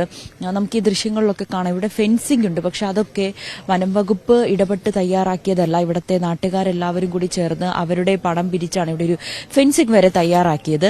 വീടിനോട് ഏകദേശം 200 മീറ്റർ അകലെ മാത്രമായിരുന്നു ഈ സംഭവം നടന്നത്. ഇവിടെ 4 വർഷമായി കാട്ടാനകൾ ഇറങ്ങുന്നുണ്ട്. പലതവണ അധികൃതരോടും വനം വകുപ്പിനോടൊക്കെ ഇക്കാര്യം അറിയിച്ചെങ്കിലും വേണ്ട വിധത്തിലൊരു നടപടി സ്വീകരിക്കുവാനോ അല്ലെങ്കിൽ ഈ കാട്ടാനകളെ തുരത്തുവാനോ ഒന്നും തന്നെ ഇവിടെ ആരും തയ്യാറായില്ല, വനപാലകർ തയ്യാറായില്ല എന്ന് തന്നെയാണ് നാട്ടുകാർ പറയുന്നത്. ഇന്നലെ വലിയ രീതിയിൽ പ്രതിഷേധം നാട്ടുകാരുടെയും ബന്ധുക്കളുടെയും ഭാഗത്തു നിന്നും ഉണ്ടായി. ഇതിനൊരു ശാശ്വതമായിട്ടുള്ള പരിഹാരം ഉണ്ടാകാതെ മൃതദേഹം ഖബറടക്കില്ല എന്നൊരു നിലപാടിൽ തന്നെയായിരുന്നു നാട്ടുകാരെ ഉൾപ്പെടെയുള്ളവർ ചേർന്നെടുത്തത്. പക്ഷെ പിന്നീട് കളക്ടറും MP-യുമായിട്ടുള്ള ചർച്ചയ്ക്ക് ശേഷമാണ് ധനസഹായം, കുടുംബത്തിന് ധനസഹായം നൽകാം, അതോടൊപ്പം തന്നെ ഇതിന്റെ ശാശ്വത പരിഹാരം കാണുന്നതിന് വേണ്ടിയിട്ടുള്ള നടപടികൾ ആരംഭിക്കാമെന്നൊരു ഉറപ്പ് മന്ത്രിയുടെ ഭാഗത്തു നിന്നും നൽകിയത്. പക്ഷെ അപ്പോഴും ഇപ്പോൾ മെമ്പർ പറഞ്ഞതുപോലെ തന്നെ ഇത്ര സമയമായിട്ടും ഈ ആനയെ തുരത്തുന്നതിന് വേണ്ടിയിട്ടുള്ള വനപാലകർ ഇവിടെ എത്തിയിട്ടില്ല, ഫോറസ്റ്റ് ഓഫീസേഴ്സ് ഇവിടെ എത്തിയിട്ടില്ല, ആരും തന്നെ ഇവിടെ എത്തിയിട്ടില്ല. അത് തന്നെയാണ് ഏറ്റവും വലിയ അനാസ്ഥയായി നാട്ടുകാരും ചൂണ്ടിക്കാട്ടുന്നത്. ഇനിയും ഇത്തരത്തിലൊരു സംഭവം ഉണ്ടാകാതിരിക്കാൻ ശാശ്വതമായിട്ടുള്ള ഒരു പരിഹാരം വേണം. വനപാലകരുടെ ഒരു ഇടപെടൽ അത് കൃത്യമായി തന്നെ വേണം. ഇവിടെ നല്ലൊരു റോഡില്ല. റോഡ് ഇവർക്ക് പെട്ടെന്ന് ആശുപത്രിയിലേക്ക് കൊണ്ടുപോകാനോ അല്ലെങ്കിൽ ഈ എന്തെങ്കിലും അത്യാഹിത ഘട്ടത്തിൽ വനപാലകരെ വിളിച്ചു വരുത്തിയാൽ അവർക്ക് ഓടിയെത്താനോ പറ്റുന്ന ഒരു സൗകര്യം പോലുമില്ല. അത്രയേറെ മോശപ്പെട്ട റോഡുകളും ഉള്ളൊരു അന്തരീക്ഷമാണ് ഇവിടെ നിലനിൽക്കുന്നത്. ഇതിനിടയിലാണ് ഈ കാട്ടാനകളുടെ ആക്രമണം ഉണ്ടാകുന്നത്. ഈ നാട്ടുകാരൊക്കെ വലിയൊരു ഭയപ്പാടോടുകൂടി തന്നെയാണ് ഇവിടെ നിൽക്കുന്നത്. നമ്മളിപ്പോൾ ദൃശ്യങ്ങൾ കാണുന്നത് അമറിന്റെ ഈ ഖബറടക്കത്തിന് മുൻപായിട്ടുള്ള പ്രാർത്ഥനാ ചടങ്ങുകളാണ്. ബന്ധുക്കളും നാട്ടുകാരും എല്ലാവരും തന്നെ ഇവിടെ എത്തി. വളരെ വൈകാരികമായിട്ടുള്ള കാഴ്ചയാണ്. അമറിന്റെ പിതാവ് വല്ലാത്ത ഇവിടെ അദ്ദേഹത്തിന്റെ കരച്ചിൽ കേട്ട് നമുക്കിവിടെ നിൽക്കാൻ കഴിയില്ല. അത്യന്തം വൈകാരികമാണ്, മനസ്സിലാകും. 22 വയസ്സുള്ള മകനെയാണ് അമ്മയ്ക്കും അച്ഛനും നഷ്ടമായിരിക്കുന്നത്. ഇപ്പോൾ ആ പഞ്ചായത്ത് മെമ്പർ സംസാരിച്ചപ്പോൾ അവർ പറയുന്നത് ഒരു ജീവൻ നഷ്ടമായിട്ടും അവരുടെ ആശങ്ക അകലുന്നില്ല എന്നുള്ളതാണ്. ഈ അമറിന്റെ ജീവനെടുത്ത ആ കാട്ടാന അവിടെ എവിടെയോ തന്നെ ഉണ്ട് എന്ന് പറയുന്നു. ഈ ഒരു മരണമുണ്ടായിട്ടും വനം വകുപ്പിന്റെ ഭാഗത്ത് നിന്ന് ഒരു നടപടിയും ഇതുവരെയും ആ പ്രദേശത്ത് ഉണ്ടായിട്ടില്ല എന്ന് തന്നെ മനസ്സിലാക്കണം, അല്ലേ? തീർച്ചയായും അശ്വതി, നമുക്കറിയാം ഇതിനു മുൻപ് കഴിഞ്ഞ ആഴ്ച തന്നെ കോതമംഗലത്ത് സമാനമായ രീതിയിൽ ഒരു കാട്ടാന ചവിട്ടിക്കൊന്ന ഒരു വാർത്ത നമ്മൾ റിപ്പോർട്ട് ചെയ്തതാണ്. ഇതിനടിക്കടി തന്നെ ഇത്തരത്തിലുള്ള വാർത്തകൾ വരുമ്പോൾ എന്തുകൊണ്ടാണ് കൃത്യമായിട്ടുള്ള ഒരു നടപടി സ്വീകരിക്കാത്തത് എന്നുള്ളൊരു ചോദ്യമാണ് ഇവിടെ ഏറെ പ്രധാനമായും മുൻപിൽ നിൽക്കുന്നത്. ഇങ്ങനെ ഒരു അപകടം വരുമ്പോൾ മാത്രമാണ് ഫെൻസിംഗ് നടത്താം, അല്ലെങ്കിൽ ശാശ്വത പരിഹാരം നൽകാമെന്ന വാഗ്ദാനം, അല്ലെങ്കിൽ കുടുംബത്തിന് നഷ്ടപരിഹാരം. ഇതിനപ്പുറത്തേക്ക് ഇതെങ്ങനെ പരിഹരിക്കാം, ജനങ്ങളുടെ ജീവൻ എങ്ങനെ സംരക്ഷിക്കാം എന്നതിൽ ഇപ്പോഴും ഒരു കൃത്യത വരുത്താൻ മന്ത്രിക്കോ അല്ലെങ്കിൽ സർക്കാരിനോ ഒന്നും കഴിയുന്നില്ല. വനം വകുപ്പ് പലപ്പോഴും നാട്ടുകാർ സൂചിപ്പിക്കുന്നത് വനം വകുപ്പിന്റെ ഈ ഒരു ഉദാസീനതയാണ്. അവർ കൃത്യമായി ഇടപെടുന്നില്ല, അവർ വേണ്ട വിധത്തിലുള്ള നടപടികൾ സ്വീകരിക്കുന്നില്ല. ഈ കാട്ടാനയെ തുരുത്തുന്നത് പോലും പലപ്പോഴും നാട്ടുകാരാണ്. വനപാലകരെ വിളിച്ചാൽ പോലും ഇവിടെ എത്താത്ത സാഹചര്യമാണ്. നമ്മളിപ്പോൾ ദൃശ്യങ്ങൾ കാണുന്നത് ഇവിടെയാണ് ഈ സംഭവം നടന്നത്. ഇതിന് കുറച്ച് ഉൾപ്രദേശത്തായിട്ടാണ് ഈ അമറിനെ കാട്ടാന ചവിട്ടിക്കൊന്നത്. ഈ കാണുന്ന ഫെൻസിംഗ്, ആശുപത്രി നമ്മൾ ഈ ദൃശ്യങ്ങൾ കാണുന്ന ഈ ഫെൻസിംഗ്, ഇത് ഇവിടെ വനം വകുപ്പ് നടത്തിയതല്ല. ഇത് നാട്ടുകാർ ചേർന്ന് നടത്തിയ ഫെൻസിംഗ് ആണ്. അത് തന്നെയാണ് ഈ വനപാലകർ പോലും അല്ലെങ്കിൽ വനം വകുപ്പ് പോലും കൃത്യമായിട്ടുള്ള ഒരു നടപടി സ്വീകരിക്കുന്നില്ല എന്ന വലിയ ആരോപണം കൂടി ഈ നാട്ടുകാരുടെ ഭാഗത്തു നിന്നും ചേരുന്നുണ്ട്. ഇവിടെ ഈ ഫെൻസിംഗ് നാട്ടുകാരെല്ലാവരും ഞങ്ങൾ പിരിവിട്ടെടുത്ത് ഇതിൽ കറണ്ടിൽ ആനയെ കണ്ട് പേടിപ്പിക്കാനിട്ടേക്കണം. ഈ കമ്പിയെല്ലാം ഞങ്ങൾ പിരിവിട്ടെടുത്ത് മേടിച്ച് ഇട്ടേക്കണാണ്. ഈ വനം വകുപ്പ് ഞങ്ങളെ എങ്ങനെയും നാട്ടിൽ നിന്ന് കുടിയൊഴിപ്പിക്കാൻ വേണ്ടിയിട്ട് ഇതൊരു 5-10 ഏക്കർ സ്ഥലമുള്ളൂ ഈ വനം. ഇതിലേക്ക് ആനേനെ കൊണ്ടുവന്ന് വിട്ടതാണ്. ആന, വന്യമൃഗങ്ങൾ, ഈ കിഴക്ക് പ്രദേശത്തൊക്കെ ജനങ്ങൾ കുടിയൊഴിഞ്ഞു പോയി. അപ്പോൾ അത് വനായിക്കൊണ്ടിരിക്കുക. ഇനി ഞങ്ങളെ ഇങ്ങനെ പയ്യെ മുത്തങ്ങാല ആര് വെടിവെക്കാൻ പറ്റുമല്ലോ, വെടിവെച്ചാൽ കേസാവും. അപ്പോൾ ഇങ്ങനെ കൊല്ലും. എൻ്റെ ജ്യേഷ്ഠൻ്റെ മകനാണ് മരിച്ചു കിടക്കണം. ഞങ്ങളെ ഇവിടെ ഇവരിട്ട് കൊല്ലും. നിങ്ങൾക്കൊക്കെ എന്തെങ്കിലും ചെയ്യാമെങ്കിൽ ഇടപെടും എന്തെങ്കിലും. അല്ലെങ്കിൽ ഞങ്ങൾ ഇവിടുന്ന് 4 വാർഡേ ഉള്ളൂ. 4 വാർഡിൽ ആളെ വെടിവെച്ചല്ല, അതിനത്ര നേരം വേണ്ടല്ലോ. നിരത്തി നിർത്തി വെടിവെച്ച് കൊന്നു കളയുക. ഇവിടെ ഒരു കൃഷി ചെയ്യാൻ പറ്റില്ല. ഇവിടെ ഒരു സാധനം ഒരു മനുഷ്യന് 10 പൈസയുടെ പണിയില്ല. ഞങ്ങൾ ചുമ്മാ ഈ സാധാരണ മനുഷ്യരാ. എന്തെങ്കിലും കണ്ട മഞ്ഞളും കൂവയും നട്ട് ഒന്നും തരില്ല. കുരങ്ങ് വന്ന് തേങ്ങ തിന്നുന്നു, ഇങ്ങനെ ചെയ്യുന്നു. ഇപ്പോൾ 1/2 കിലോമീറ്റർ അപ്പുറം ആനയെ കൊച്ചിനെ കൊന്നത്. ഈ ആന ഇവിടെ ഉണ്ട്. ഈ കമ്പി ഞങ്ങൾ വലിച്ചതാണ്. ഇവിടുത്തെ ഫോറസ്റ്റുകാർ ഇതൊന്നും അറിഞ്ഞു. ഒരു ഫോറസ്റ്റുകാരെ ഞങ്ങളിവിടെ കണ്ടോ? ഒരാളെ കണ്ടില്ലല്ലോ. ഇവർ വരിക, ശമ്പളം മേടിക്കുക, തിന്നുക, വീട്ടിൽ പോവുക. ഇതാണ് ഇവരുടെ പരിപാടി. ഈ വനത്തിലെ മൃഗങ്ങളും ഇവരും ഒരേ സ്വഭാവക്കാരാണ്. ഇവർ ഞങ്ങളോട് ഈ സമീപനമാണ് ഇവർ സ്വീകരിക്കുന്നത്. പോലീസിന്റെ ഭാഗത്തുനിന്ന് നല്ല സഹകരണമുണ്ട്. പറഞ്ഞിട്ട് കാര്യമില്ല. ജീവിക്കാൻ നിർവാഹമില്ലാത്തൊരു നാടായി ഇത് മാറി. ഞങ്ങളെയൊക്കെ കൊല്ലും. നിങ്ങൾ അടുത്ത തവണ വരുമ്പോൾ എന്നെ കിട്ടില്ല. എൻ്റെ ശവത്തിൻ്റെ പുറമെ നിന്ന് വേറെ ആളോട് ചോദിക്കേണ്ടി വരും. ഞങ്ങളെയൊക്കെ കൊല്ലും. ഇപ്പോൾ ഇവിടെ വന്ന് കൊച്ചിനെ കൊല്ലാമെങ്കിൽ പിന്നെ നമ്മളെ കൊല്ലാന്നുള്ളത്. ഒന്നെങ്കിൽ ഇവിടെ നിയമം മാറ്റി എഴുതണം, അല്ലെങ്കിൽ ഞങ്ങൾക്ക് ജീവിക്കാവുന്ന അവസരം ഉണ്ടാക്കണം, അല്ലെങ്കിൽ ഞങ്ങൾ എവിടെയെങ്കിലും മാറ്റി താമസിപ്പിക്കണം. ഞങ്ങൾ ഞങ്ങളുടെ പിള്ളേരെ അങ്ങോട്ട് പോകാനാ ജീവിക്കണ്ടേ? അപ്പോൾ അതുകൊണ്ട് നിങ്ങൾ മാധ്യമങ്ങൾ ഇന്നൊരു ദിവസം ചർച്ച ചെയ്ത് നിർത്തിയിട്ട് കാര്യമില്ല. എന്തെങ്കിലും ആത്മാർത്ഥത സ്നേഹം ഞങ്ങളോടുണ്ടെങ്കിൽ ഞങ്ങളുടെ കാര്യത്തിലും കൂടെ ഇടപെടുക. അത്രേ ഉള്ളൂ. ഈ ഫെൻസിങ്ങിലൊന്നും കറണ്ടില്ല. ഞങ്ങൾ കെട്ടിയേക്കണ കമ്പിയാണ്, വെറുതെ കെട്ടിയേക്കണതാണ്. മറ്റേ കമ്പിയാൽ അവന്മാർ കറണ്ട് വിടുകയില്ല. അവന്മാർ രാത്രി ഓഫ് ചെയ്യും. ഇതൊക്കെയാണ് ഇവിടെ നടക്കുന്നത്. മുമ്പും ഇവിടെ ആന ഇറങ്ങിയിട്ടുണ്ട്. ആന എല്ലാ വേനയ്ക്കും വെള്ളം കിട്ടാതെ വരുമ്പോൾ പറമ്പുകളിൽ കൂടെ ഇറങ്ങി വാഴയും തിന്നവും ആൾക്കാരുടെ വാട്ടർ ടാങ്ക് ചവിട്ടി പൊട്ടിക്കും ഒക്കെ ചെയ്യലാണ് ആനയുടെ പണി. ആനയ്ക്കുള്ള വനം ഇല്ലെന്നേത് നിങ്ങൾ പഠിച്ചാൽ അറിയാം. ഈ മല വരെ വനമുള്ളൂ. ഇതിൻ്റെ അപ്പുറം നേര്യമംഗലം പുഴയുടെ പെരിയാറിൻ്റെ അപ്പുറേ വനമുള്ളൂ. ഈ ഇപ്പുറം ഇച്ചിരി വനമുള്ളൂ. ഈ വനത്തിൽ ഈ 5-8 ആനേനെ കൊണ്ടുവന്നിട്ടിട്ട് ഞങ്ങൾ എന്ത് ചെയ്യാനാ? ഈ ആനേനെ ഈ ഫോറസ്റ്റുകാർ 3 കൊല്ലമായുള്ളൂ ആന ഇവിടെ വന്നിട്ട്. ഈ 3 കൊല്ലം കൊണ്ട് എങ്ങാണ്ടെന്ന് കൊണ്ടുവന്ന് വിട്ടത്. ഇവിടെ ആനയെന്നുള്ള വനമല്ല ഇത്. ഇവിടെ ചെറിയ പന്നികൾ, കുരങ്ങ് ഒക്കെ ഉള്ളൂ. ജീവന് ഭീഷണി. എപ്പോൾ ആൾക്കാർ നിങ്ങൾ വന്ന് കഴിക്കേണ്ടില്ല. കാട്ടി തീയിട്ട് രാത്രി കാവലിരിക്കുക. അതൊക്കെ ഞങ്ങൾ ചെയ്യണതാ. ഫോറസ്റ്റുകാർ ഇതൊന്നും ചെയ്തു തന്നില്ല. ഇനി എന്തെങ്കിലും ചെയ്യാൻ മാധ്യമങ്ങൾക്കുള്ളൂ. നിങ്ങളിതിൽ ഒരു ദിവസം കണ്ടിട്ട് പിറ്റേന്ന് മാറാതെ നിൽക്കുക. അത്രയൊക്കെ ഉള്ളൂ. അശ്വതി, അവരുടെ ഒരു ദയനീയാവസ്ഥയാണ് ഇപ്പോൾ പറഞ്ഞത്. നമുക്കറിയാം ഈ അത്രയേറെ വലിയൊരു മാനസികാവസ്ഥയിലൂടെയാണ് ഈ മരിച്ച അമറിന്റെ ബന്ധു കൂടിയാണ് ഇപ്പോൾ സംസാരിച്ചത്. അത്രയേറെ മാനസികാവസ്ഥയിലാണ് അവർ ഇവിടെ നിൽക്കുന്നത്. ഇതിൽ കറണ്ടില്ല. ഈ ആനയെ പേടിപ്പിക്കുന്നതിന് വേണ്ടി മാത്രം നാട്ടുകാരെല്ലാവരും കൂടി ചേർന്ന് ഒരു കെട്ടിയ ഫെൻസിംഗ് ആണ്. ഫെൻസിംഗ് എന്ന് പറയാൻ കഴിയില്ല, കാരണം ഒരു നാട്ടുകാരെല്ലാവരും കൂടി ആനയെ പേടിപ്പിക്കുന്നതിന് വേണ്ടി. ഇതിൽ കറണ്ട് പാസ് ചെയ്യുന്നില്ല എന്നുള്ളത് യാഥാർത്ഥ്യമാണ്. അങ്ങനെ വനപാലകരുടെ മോശമാണ് അവരുടെ അവസ്ഥ എന്നുള്ളത് അദ്ദേഹത്തിന്റെ വാക്കുകളിൽ നിന്ന് വ്യക്തമാണ്. കാരണം വനം വകുപ്പ് സ്ഥാപിച്ച ഫെൻസിംഗിൽ അവർ കറണ്ട് വിടില്ല. നാട്ടുകാരെല്ലാം കൂടി പണം പിരിച്ച് അവിടെ ഒരു ഫെൻസിങ് ഉണ്ടാക്കിയിരിക്കുന്നു ആനയെ പേടിപ്പിക്കാൻ. ഇനി നിങ്ങൾ വരുമ്പോൾ ചിലപ്പോൾ ഞാൻ ഉണ്ടാകില്ല എന്ന് പറയുന്ന ഗതികേടിലാണ് മുള്ളരിങ്ങാടുകാരെന്നുള്ളതാണ് നമുക്ക് അദ്ദേഹത്തിന്റെ വാക്കുകളിൽ നിന്ന് മനസ്സിലാകുന്നത്. അദ്ദേഹം ചൂണ്ടിക്കാട്ടിയ ഒരു കാര്യം ഞാൻ നേരത്തെ ചോദിച്ചതും അതാണ്. ഈ ഒരു മരണത്തിന് ശേഷം ഒരു വനം വകുപ്പ് ഉദ്യോഗസ്ഥനെങ്കിലും അവിടെ കാണുന്നുണ്ടോ നവമി? ഇല്ല അശ്വതി, ഞങ്ങളിവിടെ എത്തുന്ന ഈ സമയം വരെ വനം വകുപ്പ് ഉദ്യോഗസ്ഥരാരും തന്നെ ഇവിടെ എത്തിയിട്ടില്ല. ഇവിടെ പോലീസ് ഉണ്ട്, മുട്ടം പോലീസ് ഇവിടെ എത്തിയിട്ടുണ്ട്, പോലീസിന്റെ 2 ജീപ്പ് ഉണ്ട്. പക്ഷെ വനം വകുപ്പ് ഉദ്യോഗസ്ഥരാരും തന്നെ ഇവിടെ എത്തിയിട്ടില്ല എന്നുള്ളതാണ് യാഥാർത്ഥ്യം. അവർ ഇന്നലെ കൊടുത്ത വാഗ്ദാനം, അതായത് ഇന്നലെ കൊടുത്ത ഉറപ്പ്, ഇന്ന് തന്നെ ഈ ആനയെ തുരത്താം, ആനയെ ഈ കാട് കയറ്റി വിടാം എന്നൊക്കെ വാഗ്ദാനം നൽകി ഉടനെ ഇവർ ഒരു ശാശ്വതമായിട്ടുള്ള പരിഹാരം ഇവർക്ക് കണ്ടെത്തി തരാമെന്നൊക്കെ ഇന്നലെ ഒരു വാഗ്ദാനം നൽകി. പക്ഷെ അതൊരു വാഗ്ദാനമായി തന്നെ ഇപ്പോഴും നിലനിൽക്കുന്നുണ്ട്. ഈ മരിച്ച അമറിന്റെ കുടുംബത്തിന് മാത്രമാണ് നഷ്ടം, അല്ലെങ്കിൽ ഇനിയൊരു അമർ ഉണ്ടാകാതിരിക്കാൻ, ഇനിയൊരു ജീവൻ നഷ്ടപ്പെടാതിരിക്കാൻ വേണ്ടിയിട്ടുള്ള നടപടികളൊന്നും തന്നെ സർക്കാരിന്റെ ഭാഗത്തും ഇതുവരെയും നടത്തിയിട്ടില്ല. ഇനി വരും മണിക്കൂറിലോ അല്ലെങ്കിൽ വരും ദിവസങ്ങളിലൊക്കെ ഇതിനൊരു പരിഹാരം ഉണ്ടാകുമെന്ന് തന്നെയാണ് പ്രതീക്ഷ. പക്ഷേ അപ്പോഴും ഇങ്ങനെ കാട്ടാനകൾ ചവിട്ടിക്കൊന്ന ആളുകളുടെ മരണം റിപ്പോർട്ട് ചെയ്യുന്നത് തുടരുക തന്നെ ചെയ്യുന്നു. കഴിഞ്ഞ ആഴ്ചയും നമ്മൾ സമാനമായ രീതിയിൽ കോതമംഗലത്തെത്തി, അവിടെയും കണ്ടതാണ് വൈകാരികമായ കാഴ്ചകൾ. അവിടെയും കണ്ടതാണ് നാട്ടുകാരുടെ പ്രതിഷേധവും പാർട്ടികളുടെ പ്രതിഷേധം, രാഷ്ട്രീയ പാർട്ടികളുടെ പ്രതിഷേധവും. 2 ദിവസം നമ്മൾ ചർച്ച ചെയ്യും, പിറ്റേന്ന് വീണ്ടും ഇതൊക്കെ അനുഭവിക്കേണ്ടത് ഇവിടെയാണ്. ഇപ്പോൾ ഈ മരിച്ച അമറിന്റെ ബന്ധു പറഞ്ഞതുപോലെ നാളെ വേറൊരാളെ ചവിട്ടി കൊല്ലുമ്പോൾ അതും നമ്മൾ റിപ്പോർട്ട് ചെയ്യാൻ വരും, മറ്റൊരാളുടെ പ്രതികരണമായിരിക്കും തേടുക. ഇതിങ്ങനെ നീണ്ടുപോകുന്നതല്ലാതെ ഇവർക്കൊരു പരിഹാരം ഉണ്ടാകുന്നില്ല.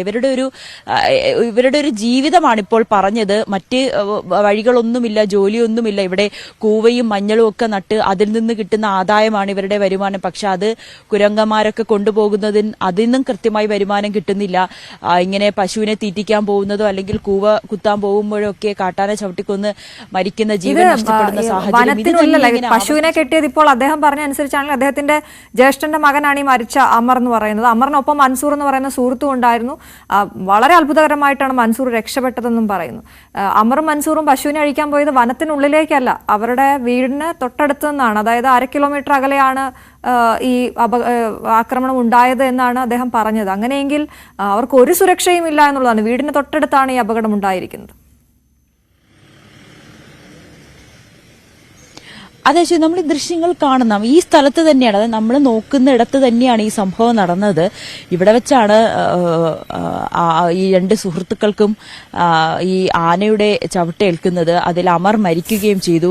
മറ്റേ സുഹൃത്ത് മൻസൂറിന്റെ നിലവിളി കേട്ടാണ് ഈ പ്രദേശവാസികൾ എല്ലാവരും കൂടി ഓടിക്കൂടുന്നത്. അപ്പോൾ പറയുന്നുണ്ടായിരുന്നു ഇങ്ങനെ ആന ചവിട്ടിന്ന്. ആ സമയത്ത് ആന അങ്ങോട്ട് പോകുന്നതും നാട്ടുകാർ കാണുന്നുണ്ട്. പക്ഷേ വനം വകുപ്പിനെ വിളിച്ചു. പക്ഷെ വനം വകുപ്പ് ഉദ്യോഗസ്ഥർ ഇന്നലെ എത്തി വലിയ പ്രതിഷേധം, ഈ പോസ്റ്റ്മോർട്ടം നടപടികൾക്കൊന്നും മൃതദേഹം വിട്ടു നൽകില്ല എന്ന് പറഞ്ഞ് മൃതദേഹവും വെച്ച് നാട്ടുകാരും ബന്ധുക്കളും ഒക്കെ ഉപരോധിക്കുന്ന ഒരു സാഹചര്യം ഉണ്ടായി. ആ സമയത്ത് വലിയ വാഗ്ദാനം നൽകിയതാണ്, ഉടൻ തന്നെ അത് പരിഹരിക്കാം, ഈ ആനയെ തുരത്താമെന്ന്. പക്ഷെ ഇതുവരേക്കും വനപാലകരും ഇവിടെ എത്തിയില്ല, ആ വാക്ക് പാലിക്കപ്പെട്ടതുമില്ല. എന്തായാലും സുഹൃത്ത് മൻസൂർ ഇപ്പോഴും ആശുപത്രിയിൽ തന്നെയാണ്. ഇന്നൊരു ശസ്ത്രക്രിയ മൻസൂറിന് ആവശ്യമുണ്ട്. കാലിലാണ് ഗുരുതരമായി പരിക്കേറ്റത്. അമറിന്റെ ഖബറടക്കം ഇന്ന് 8:30 നടക്കുകയും ചെയ്യും.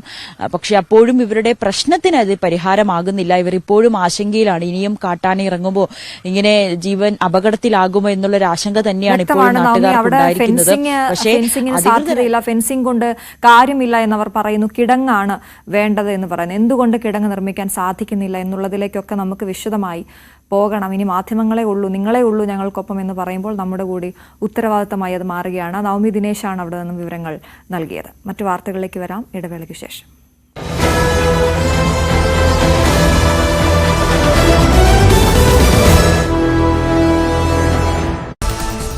ഇടുക്കി മുള്ളരിങ്ങാട് കാട്ടാന ആക്രമണത്തിൽ ഗുരുതരമായി പരിക്കേറ്റ ആൾ മരിച്ചത് മുള്ളരിങ്ങാട് സ്വദേശി അമർ ഇലാഹി. തേക്കിൻകൂപ്പിൽ പശുവിനെ അഴിക്കാൻ പോയപ്പോഴായിരുന്നു ആക്രമണം. അതിരപ്പള്ളിയിൽ വീണ്ടും കാട്ടാനക്കൂട്ടം. വിനോദസഞ്ചാരികളെ കാട്ടാനകൾ തടഞ്ഞു. സംഭവം കാലടി പ്ലാന്റേഷൻ യാർഡിന് സമീപം. വയനാട് DCC ട്രഷറർ NM വിജയന്റെയും മകന്റെയും മരണത്തിൽ കേസെടുത്ത് പോലീസ്. അസ്വാഭാവിക മരണത്തിനാണ് കേസ്. അന്വേഷണ ചുമതല സുൽത്താൻ ബത്തേരി DYSPക്ക്.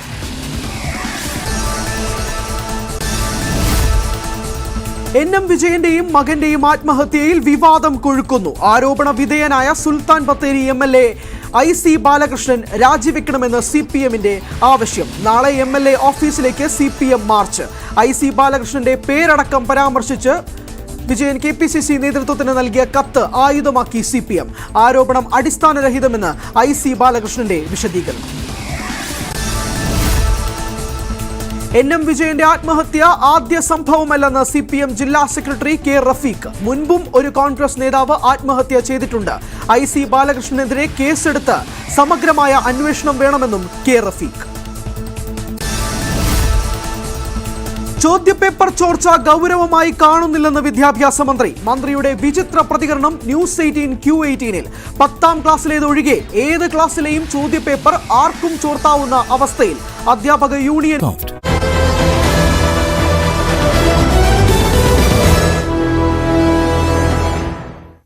വീണ്ടും വാർത്തയിലേക്ക്. വയനാട് DCC ട്രഷററുടെയും മകന്റെയും മരണത്തിൽ പ്രതിഷേധത്തിന് CPM. IC ബാലകൃഷ്ണൻ MLAയുടെ ഓഫീസിലേക്ക് ഇന്ന് CPMഉം DYFIയും മാർച്ച് നടത്തും. അതേസമയം വ്യാജരേഖ പ്രചരണത്തിൽ IC ബാലകൃഷ്ണൻ MLA പോലീസിൽ ഇന്ന് പരാതി നൽകും. MS അനീഷ് കുമാറാണ് വിവരങ്ങളുമായി ചേരുന്നത്. Aneesh, good morning.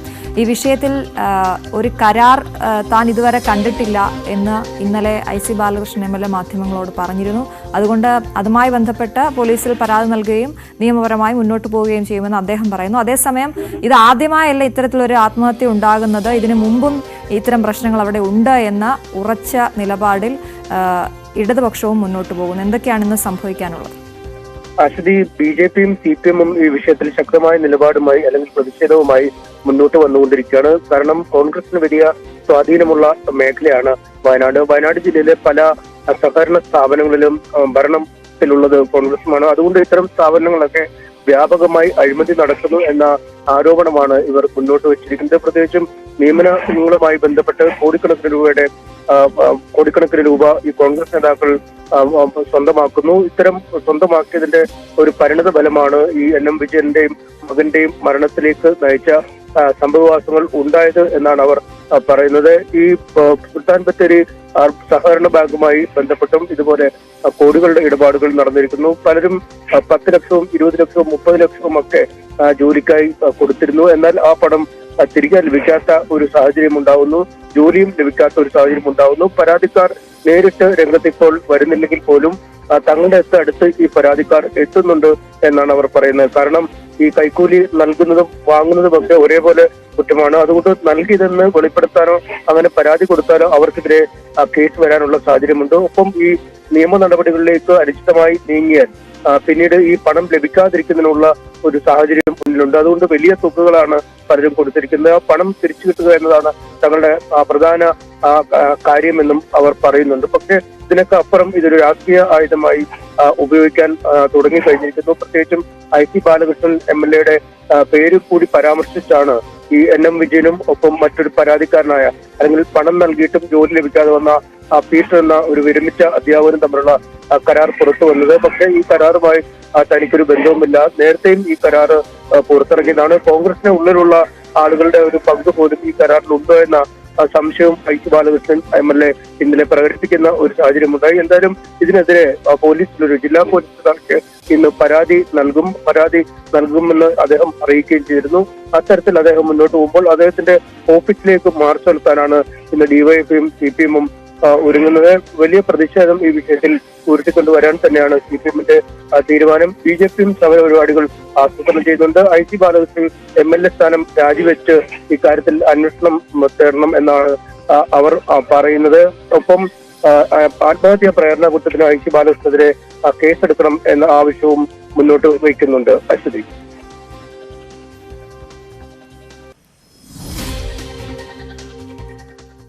CPM Pathanamthitta ജില്ലാ സമ്മേളനത്തിന് ഇന്ന് സമാപനമാകും. വൈകിട്ട് നടക്കുന്ന സമാപന സമ്മേളനം മുഖ്യമന്ത്രി പിണറായി വിജയൻ ഉദ്ഘാടനം ചെയ്യും. പ്രതിനിധി സമ്മേളനത്തിലടക്കം രൂക്ഷമായ വിമർശനമാണ് ജില്ലാ സംസ്ഥാന നേതാക്കൾക്കെതിരെ ഉയർന്നത്. രാവിലെ മുഖ്യമന്ത്രി പങ്കെടുക്കുന്ന യോഗത്തിൽ സെക്രട്ടറി സ്ഥാനത്തേക്കും ജില്ലാ കമ്മിറ്റി അംഗങ്ങളുടെ തിരഞ്ഞെടുപ്പ് നടക്കും. 3 ടൈം പൂർത്തിയാക്കിയ KP ഉദയഭാനു സെക്രട്ടറി സ്ഥാനം ഒഴിയുന്നതോടെ ആരാകുമെന്നതിൽ തീരുമാനമാകും. മുൻ റാന്നി MLA രാജു അബ്രാമിൻ്റെ പേരാണ് സെക്രട്ടറി സ്ഥാനത്തേക്ക് പരിഗണിക്കുന്നതെന്നാണ് വിവരം. കഴിഞ്ഞ ദിവസങ്ങളിൽ നടന്ന പ്രതിനിധി ചർച്ചയിൽ വിവിധ വിഷയങ്ങളിൽ രൂക്ഷമായ വിമർശനമുയർന്നു. ADMന്റെ മരണവുമായി ബന്ധപ്പെട്ട് കണ്ണൂർ, പത്തനംതിട്ട ജില്ലാ കമ്മിറ്റികളെ ഒന്നിച്ചു കൊണ്ടുപോകാൻ സംസ്ഥാന കമ്മിറ്റിക്ക് കഴിഞ്ഞില്ലെന്ന വിമർശനവുമുണ്ടായി. മുഖ്യമന്ത്രി മാധ്യമങ്ങളെ അഭിമുഖീകരിക്കണമെന്ന് ചർച്ചയിൽ ആവശ്യമുണ്ടായി. പാർട്ടിയെ നയിക്കേണ്ടവർ ക്രിമിനലുകളുമായി ചേർന്ന് പ്രവർത്തിക്കുന്നത് പരിശോധിക്കേണ്ടി വരുമെന്ന് കൊട്ടേഷൻ സംഘങ്ങളുമായുള്ള ബന്ധത്തെ പരോക്ഷമായി സൂചിപ്പിച്ചും വിമർശനമുണ്ടായി. ജില്ലാ സംസ്ഥാന നേതാക്കൾക്കെതിരെയും പേരെടുത്ത് പറഞ്ഞ് പ്രതിനിധികൾ വിമർശനം ഉന്നയിച്ചു. അതേസമയം ലോക്സഭാ തെരഞ്ഞെടുപ്പിൽ സംഘടനാ ചുമതലകൾ ജില്ലാ ഭാരവാഹികൾ കൃത്യമായി നിർവഹിച്ചില്ലെന്ന് സംസ്ഥാന സെക്രട്ടറി ആക്ഷേപിച്ചു. ഇക്കാര്യം സംസ്ഥാന കമ്മിറ്റിയുടെ പരിശോധനയിൽ വ്യക്തമായെന്നും പ്രതിനിധി സമ്മേളനത്തിന് ശേഷം മറുപടി പ്രസംഗത്തിൽ MP ഗോവിന്ദൻ പറഞ്ഞു. അതിനിടെ പാർട്ടിയുടെയും ബഹുജന സംഘടനകളുടെയും നേതൃസ്ഥാനത്ത് കൂടുതലും അടൂരിൽ നിന്നുള്ളവരാണെന്ന് ചൂണ്ടിക്കാട്ടി ഒരു വിഭാഗം സമ്മേളനത്തിൽ പ്രതിഷേധിച്ചു. പ്രസിഡന്റ് ഇടപെട്ടാണ് പിന്നീട് രംഗം ശാന്തമാക്കിയത്. ന്യൂസ് 18 പത്തനംതിട്ട. ജാമ്യമില്ലാ വകുപ്പ് പ്രകാരം കേസെടുത്ത CPM മുൻ ഏരിയ സെക്രട്ടറി മധു മുല്ലശ്ശേരിയെ ഇന്ന് അറസ്റ്റ് ചെയ്യാൻ സാധ്യത. BJPയിലേക്ക് പോയ മധു മുല്ലശ്ശേരിക്കെതിരെ കഴിഞ്ഞ ദിവസമാണ് മംഗലപുരം പോലീസ് കേസെടുത്തത്. തട്ടിപ്പ്, വിശ്വാസവഞ്ചന എന്നീ കുറ്റങ്ങൾക്കുള്ള വകുപ്പുകളാണ് ചുമത്തിയിരിക്കുന്നത്. CPM നൽകിയ പരാതിയിലാണ് കേസ്. ഏരിയ സമ്മേളനത്തിന് നടത്തിപ്പിനായി പിരിച്ച ലക്ഷക്കണക്കിന് രൂപ തിരികെ നൽകിയില്ല എന്നാണ് പരാതി. അമേരിക്കൻ മുൻ പ്രസിഡന്റും നൊബേൽ സമ്മാന ജേതാവുമായ ജിമ്മി കാർട്ടർ അന്തരിച്ചു. 100 വയസ്സായിരുന്നു. അമേരിക്കയുടെ 39ാമത്തെ പ്രസിഡന്റായിരുന്നു. 1977 മുതൽ 1981 വരെയായിരുന്നു കാലാവധി. 2002 സമാധാനത്തിനുള്ള നൊബേൽ സമ്മാനം ലഭിച്ചു. ജീവിത പങ്കാളിയായിരുന്ന റോസ്ലിൻ കഴിഞ്ഞ നവംബറിലാണ് അന്തരിച്ചത്.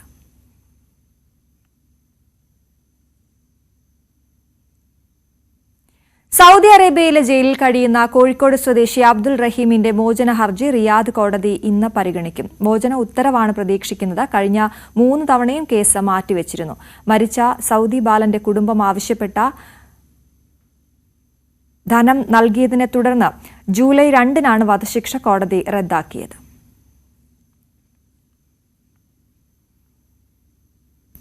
സ്പാഡെക്സിലൂടെ ചരിത്രമെഴുതാൻ തയ്യാറെടുത്ത ISRO 2 കൃത്രിമ ഉപഗ്രഹങ്ങളെ ബഹിരാകാശത്ത് വെച്ച് കൂട്ടിച്ചേർക്കുന്ന അതിസങ്കീർണ ഡോക്കിംഗ് പരീക്ഷണം നടത്തുകയാണ് ISRO.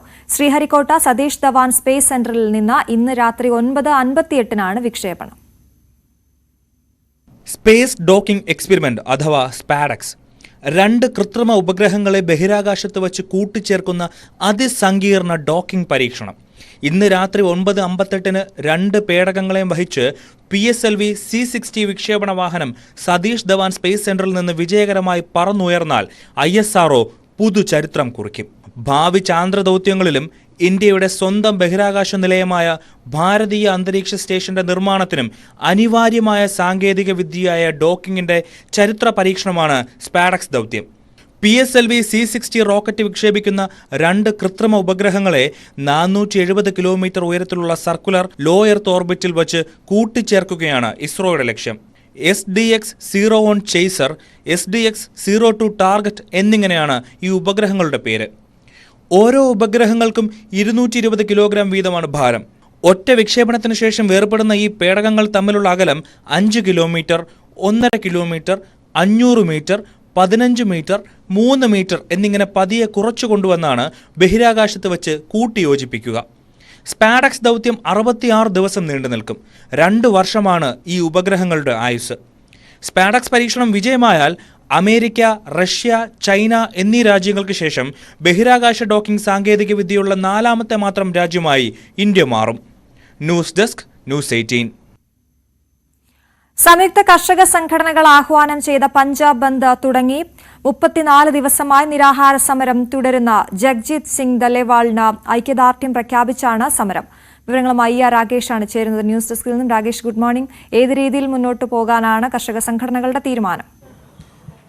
Aswathy, good morning. കാരണം കഴിഞ്ഞ മാർച്ച് മാസത്തിൽ ആരംഭിച്ചതാണ് കർഷകരുടെ സമരം. കാരണം പഞ്ചാബിൽ നിന്ന് ഡൽഹിയിലേക്കായിരുന്നു മാർച്ച് നിശ്ചയിച്ചിരുന്നത്. ആ മാർച്ച് പിന്നീട് ഹരിയാന അതിർത്തിയിൽ പോലീസ് തടഞ്ഞു. പലപ്പോഴും അതിർത്തി മറികടക്കാൻ, പഞ്ചാബ് അതിർത്തി മറികടന്ന് ഹരിയാന വഴി ഡൽഹിയിലേക്ക് പ്രവേശിക്കാൻ കർഷകർ ശ്രമം നടത്തി. പക്ഷേ പോലീസ് അതിനെല്ലാം നേരിടുകയാണ് ചെയ്തത്. ഇതേ തുടർന്ന് 2 അതിർത്തികളിലായി, ഖനൌരി അതിർത്തിയിലടക്കം 2 ഇടങ്ങളിലായി ക്യാമ്പ് ചെയ്തിരിക്കുകയാണ് ഇപ്പോൾ കർഷകർ. അതിനിടയിലാണ് നവംബർ 26 മുതൽ ജഗ്ജിത് സിംഗ് ദല്ലേവാൾ നിരാഹാര നിരാഹാര സമരം ആരംഭിച്ചത്. ഏതായാലും കർഷകർ ആവശ്യപ്പെടുന്ന പ്രധാനപ്പെട്ട കാര്യം താങ്ങുവിലയ്ക്ക് നിയമപരിരക്ഷ ഏർപ്പെടുത്തുക. ഒപ്പം തന്നെ 2021 ലഖിംപൂർ ഖേരിയിൽ ഉണ്ടായിട്ടുള്ള കർഷകർക്ക് ഇരകൾക്ക് നഷ്ടപരിഹാരം നൽകുക, കാർഷിക കടങ്ങൾ എഴുതിത്തള്ളുക തുടങ്ങിയ വിവിധ ആവശ്യങ്ങളാണ് അവർ ഉന്നയിക്കുന്നത്. ഇതിനോട് അനുകൂല സമീപനം ഉണ്ടാവുകയും ചെയ്തിട്ടില്ല. ഏതായാലും ഇന്നിപ്പോൾ 7 മണിക്കാണ് ബന്ദ് ആരംഭിച്ചിരിക്കുന്നത്. വൈകിട്ട് 4 മണി വരെ ബന്ദ് നടത്തും. വിവിധ കർഷക സംഘടനകൾ ഇതിന് പിന്തുണ പ്രഖ്യാപിക്കുകയും ചെയ്തിട്ടുണ്ട്. ഏതായാലും വിവിധ മേഖലകളിലുള്ള അവർ ഈ സമരത്തിന് പിന്തുണ പ്രഖ്യാപിച്ചിട്ടുണ്ട്. പ്രത്യേകിച്ച് സ്വകാര്യ ബസ്സുകളൊന്നും തന്നെ സർവീസ് നടത്തുന്നില്ല. ട്രക്കുകളും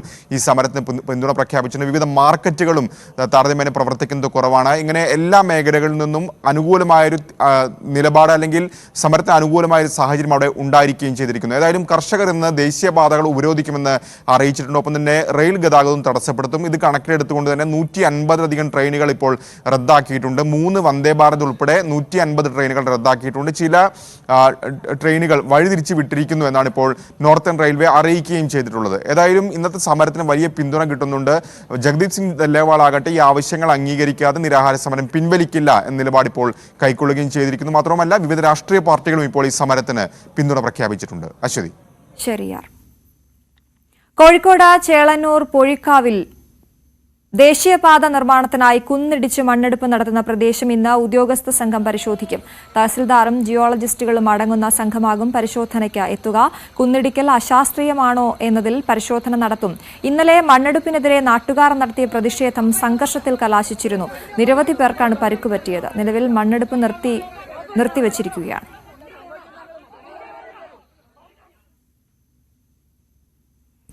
തൊണ്ണൂറ്റിരണ്ടാമത് ശിവഗിരി തീർത്ഥാടനത്തിന് ഇന്ന് തുടക്കം. ശ്രീനാരായണ ധർമ്മസംഘം ട്രസ്റ്റ് പ്രസിഡന്റ് സ്വാമി സച്ചിദാനന്ദ പതാക ഉയർത്തും. മന്ത്രി എം ബി രാജേഷ് തീർത്ഥാടനം ഉദ്ഘാടനം ചെയ്യും. വിദ്യാഭ്യാസ സമ്മേളനം മന്ത്രി വി ശിവൻകുട്ടിയും ശാസ്ത്ര സാങ്കേതിക സമ്മേളനം മന്ത്രി കെ എൻ ബാലഗോപാലും ഉദ്ഘാടനം ചെയ്യും. തീർത്ഥാടന ഘോഷയാത്ര സമ്മേളനം നാളെ മുഖ്യമന്ത്രി പിണറായി വിജയനാണ് ഉദ്ഘാടനം ചെയ്യുന്നത്.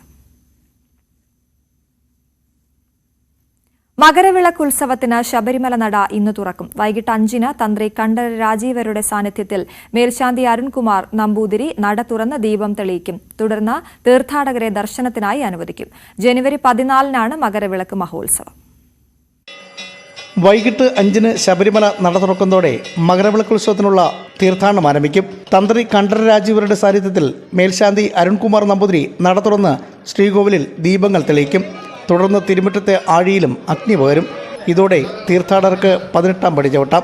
ജനുവരി 12-ന് ഉച്ചയ്ക്ക് ശേഷം പന്തളം രാജപ്രതിനിധിയുടെ സാന്നിധ്യത്തിൽ മകരസംക്രമ പൂജയ്ക്ക് അയ്യപ്പന് ചാർത്തുന്ന തിരുവാഭരണ ഘോഷയാത്ര പന്തളത്ത് നിന്നും പുറപ്പെടും. മകരസംക്രമ നാളായ ജനുവരി 14-ന് വൈകിട്ട് 6 മണിയോടെ തിരുവാഭരണ പേടകങ്ങളും വഹിച്ചുള്ള ഘോഷയാത്ര സന്നിധാനത്തെത്തും.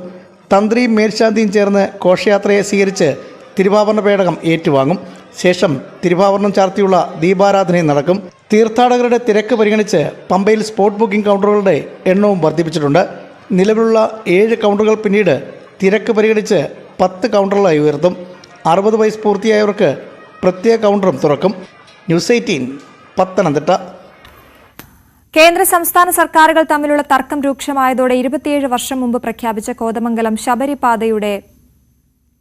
ശബരിപാത നടപ്പിലാകില്ലെന്ന് ഉറപ്പായതായി കോതമംഗലം മേഖലയിലെ ഭൂവുടമകൾ. 1997-98 ശബരിപാതയ്ക്ക് നിർമ്മാണാനുമതി ലഭിച്ചതു മുതൽ വിവിധ പ്രശ്നങ്ങൾ ഉയർത്തി കേന്ദ്രവും സംസ്ഥാനവും തമ്മിൽ തർക്കിച്ച് പദ്ധതി നീട്ടിക്കൊണ്ടുപോവുകയായിരുന്നു എന്നാണ് ആരോപണം. സിംഗിൾ ലൈനിനു പകരം ഡബിൾ ലൈൻ ആക്കണമെന്ന കേന്ദ്ര നിർദ്ദേശവും ത്രികക്ഷി കരാർ അംഗീകരിക്കില്ലെന്ന സംസ്ഥാന നിലപാടും പദ്ധതിയെ പൂർണ്ണമായി അവതാളത്തിലാക്കിയെന്ന് ഭൂവുടമകൾ പറയുന്നു. സ്ഥലം അക്വയർ ചെയ്തതിനാൽ വിൽക്കാനോ പണയപ്പെടുത്താനോ കഴിയില്ല. ഏത് സമയവും വീടൊഴിയേണ്ടി വരുമെന്ന സാഹചര്യമുള്ളതിനാൽ ചോർന്നൊലിക്കുന്ന വീടുകൾ പുതുക്കിപ്പണിയാൻ പോലും സാധിക്കുന്നില്ല. ഏക്കർ കണക്കിന് സ്ഥലമുണ്ടായിട്ടും അവിടെയെല്ലാം അക്വയർ ചെയ്തു പോയതിനാൽ ക്രയവിക്രയം നടത്താൻ കഴിയാതെ ദുരിതജീവിതം നയിക്കേണ്ടി വരുന്നവരും ഇക്കൂട്ടത്തിലുണ്ട്. കഴിഞ്ഞ 27 വർഷമായി ഭൂവുടമകൾ ജപ്തി ഭീഷണിയിലും കടക്കെണിയിലുമാണ്. 1997 അനുമതി ലഭിച്ച അങ്കമാലി എരുമേലി ശബരിപാതയുടെ 7 കിലോമീറ്റർ ട്രാക്കും കാലടി സ്റ്റേഷനും പെരിയാറിലെ പാലവുമാണ് ഇതുവരെ പൂർത്തിയാക്കിയിട്ടുള്ളത്. ശബരി റെയിൽ പദ്ധതി നടപ്പാക്കുകയോ അല്ലെങ്കിൽ പദ്ധതി ഉപേക്ഷിച്ച് ജപ്തി ഭീഷണി നേരിടുന്ന തങ്ങൾക്ക് അടിയന്തിരമായി നഷ്ടപരിഹാരം അനുവദിക്കുകയോ ചെയ്യണമെന്ന് പ്രദേശവാസികൾ പറയുന്നു. ജപ്തിയാണ്, പണം അടച്ചില്ലെങ്കിൽ നിങ്ങളെ ജപ്തി ചെയ്യും, ഞങ്ങളെല്ലാവരും കൂടെ ജപ്തി ചെയ്ത് കൊണ്ടുപോയിക്കോ ഗവൺമെൻറ് വേണമെങ്കിൽ. ഇനി ഞങ്ങൾക്ക് എന്തിനാണ് ജീവിക്കണത്? ഈ റെയിൽവേക്ക് കല്ലിട്ട് നശിപ്പിച്ചും പിന്നെ ഞങ്ങളെങ്ങനെ ജീവിക്കണത്? ഒരു സ്ഥലം വിറ്റ് ഒരു സെൻറ്റിന് 3 ലക്ഷം വരെ വിലയുണ്ട് ഇവിടെ കുറഞ്ഞത്. നല്ല വെള്ളമുള്ള സ്ഥലം, ആരും ശല്യമില്ലാത്ത സ്ഥലം, ആ സ്ഥലത്ത് ഞങ്ങളെ നശിപ്പിച്ചിട്ടിരിക്കുകയാണ്.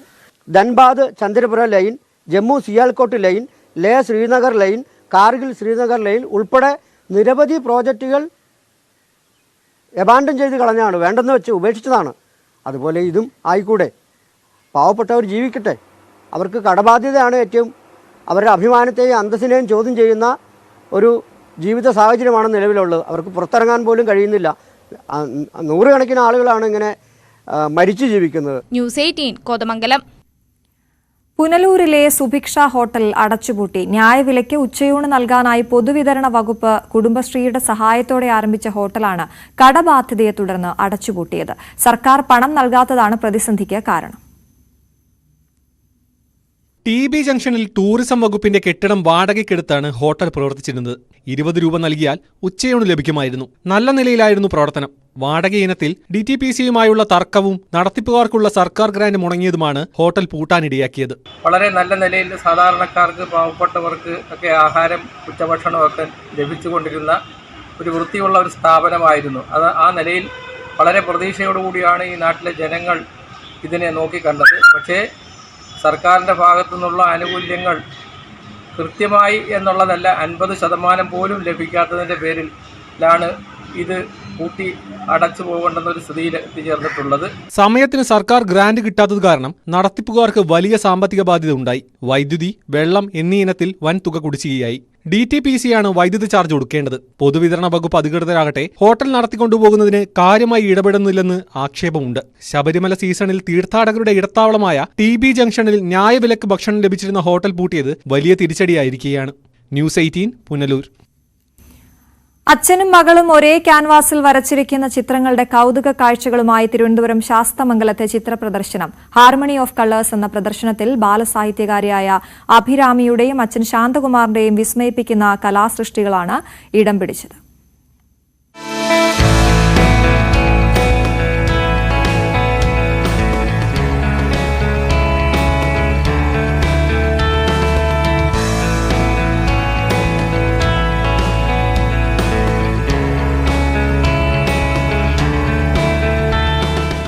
PSCയിലെ സെക്ഷൻ ഓഫീസറായ ശാന്തകുമാറിന്റെയും മകളും 9ാം ക്ലാസ് വിദ്യാർത്ഥിനിയുമായ അഭിരാമിയുടെയും വിരൽത്തുമ്പിൽ വിരിഞ്ഞതാണ് ഈ മനോഹര ദൃശ്യങ്ങൾ.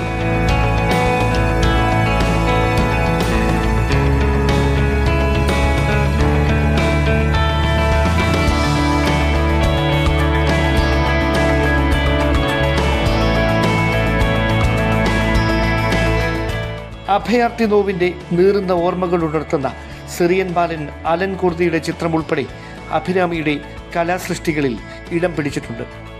ശാന്തകുമാറിന്റെ ചിത്രങ്ങളിൽ ഏറിയ പങ്കും പുഴകളും അവയുടെ തീരത്തെ വൃക്ഷക്കൂട്ടങ്ങളുമാണ്. കോവിഡ് സമയം കഴിഞ്ഞിട്ടാണ് അക്രിലിക് മീഡിയം, പെയിന്റ് വെച്ച് തുടങ്ങി, ചാർക്കോൾ വരയ്ക്കാൻ തുടങ്ങി. അങ്ങനെ കുറേ പടങ്ങൾ എനിക്കൊരു ചാലഞ്ചിങ് ആയിട്ട് തോന്നുന്ന പടങ്ങളെല്ലാം ഞാൻ വരയ്ക്കാൻ ശ്രമിക്കുകയുണ്ടായി. അങ്ങനെയാണ് ഞാൻ കുറേ പടങ്ങൾ ചെയ്യുന്നത്. അപ്പോൾ ഈ എക്സിബിഷനായിട്ട് അങ്ങനത്തെ ചാർക്കോൾ വർക്കുകളും അക്രിലിക് വർക്കുകളൊക്കെയാണ് കൂടുതൽ. മനുഷ്യരുടെ വ്യത്യസ്ത ഭാവങ്ങളുടെ പകർന്നാട്ടമാണ് അഭിരാമിയുടെ ചിത്രങ്ങളിൽ നിറയുന്നത്. അക്രിലിക്കും ചാർക്കോളും ഉപയോഗിച്ച് ക്യാൻവാസിൽ തീർത്തവയാണ് ഇവയിൽ ഏറെയും. PSC ചെയർമാൻ ഡോക്ടർ MR ബൈജുവാണ് പ്രദർശനം ഉദ്ഘാടനം ചെയ്തത്. ന്യൂസ് 18 തിരുവനന്തപുരം. ഇന്ന് സംഭവിക്കാനിരിക്കുന്ന കാര്യങ്ങൾ എന്തെല്ലാമെന്ന് വളരെ വേഗം നോക്കാം. ഇന്നിത് സംഭവിക്കും.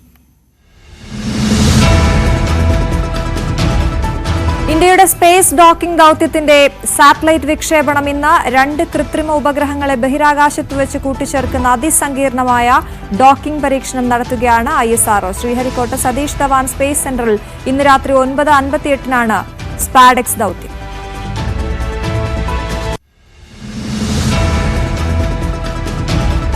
വയനാട്ടിലെ കോൺഗ്രസ് നേതാവ് NM വിജയന്റെയും മകന്റെയും മരണത്തിൽ ഇന്ന് പ്രതിഷേധം കടുക്കും. ബത്തേരിയിൽ IC ബാലകൃഷ്ണൻ MLAയുടെ ഓഫീസിലേക്ക് CPM-ഉം DYFIയും ഇന്ന് മാർച്ച് നടത്തും. വ്യാജരേഖ പ്രചരണത്തിൽ IC ബാലകൃഷ്ണൻ MLA പോലീസിൽ പരാതി നൽകും.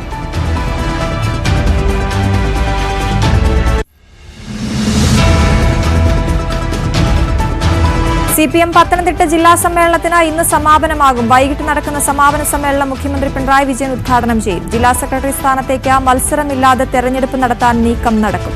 ജില്ലാ കമ്മിറ്റി അംഗങ്ങളുടെ തെരഞ്ഞെടുപ്പും ഇന്ന് നടക്കും.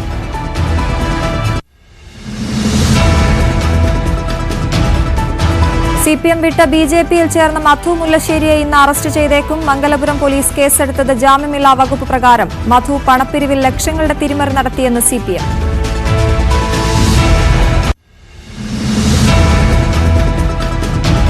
ഇടുക്കി മുള്ളരിക്കോട്ട് കാട്ടാനയാക്രമണത്തിൽ മരിച്ച യുവാവിന്റെ ഖബറടക്കം ഇന്ന് നടക്കും. 8:30 മുള്ളരിക്കോട് ജുമാ മസ്ജിദിലാണ് അമറിന്റെ സംസ്കാരം. LDFും UDFും NDAയും ആഹ്വാനം ചെയ്ത ഹർത്താൽ തുടങ്ങി. കാട്ടാനകളെ അടിയന്തരമായി നാടുകടത്തണമെന്ന് നാട്ടുകാർ.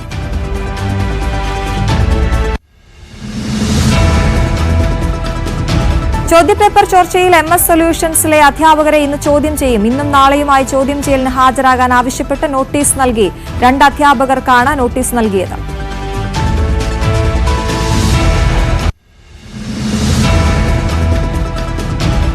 മകരവിളക്ക് ഉത്സവത്തിന് ശബരിമല നട ഇന്ന് തുറക്കും. വൈകിട്ട് 5-ന് തന്ത്രി കണ്ഠരര് രാജീവരുടെ സാന്നിധ്യത്തിൽ മേൽശാന്തി അരുൺകുമാർ നമ്പൂതിരി നട തുറന്ന് ദീപം തെളിയിക്കും.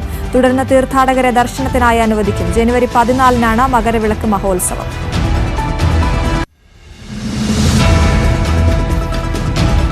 തൊണ്ണൂറ്റിരണ്ടാമത് ശിവഗിരി തീർത്ഥാടനത്തിന് ഇന്ന് തുടക്കം. ശ്രീനാരായണ ധർമ്മസംഘം ട്രസ്റ്റ് പ്രസിഡന്റ് സ്വാമി സച്ചിദാനന്ദ പതാക ഉയർത്തും. മന്ത്രി MP രാജേഷ് തീർത്ഥാടനം ഉദ്ഘാടനം ചെയ്യും. വിദ്യാഭ്യാസ സമ്മേളനം മന്ത്രി V ശിവൻകുട്ടിയും ശാസ്ത്ര സാങ്കേതിക സമ്മേളനം മന്ത്രി KN ബാലഗോപാലും ഉദ്ഘാടനം ചെയ്യും.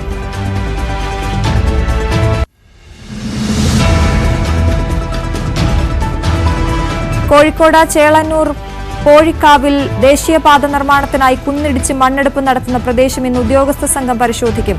തഹസിൽദാറും ജിയോളജിസ്റ്റുകളും അടങ്ങുന്ന സംഘമാകും പരിശോധനയ്ക്കെത്തുക. കുന്നിടിക്കൽ അശാസ്ത്രീയമായാണോ എന്നതിൽ പരിശോധന നടത്തും.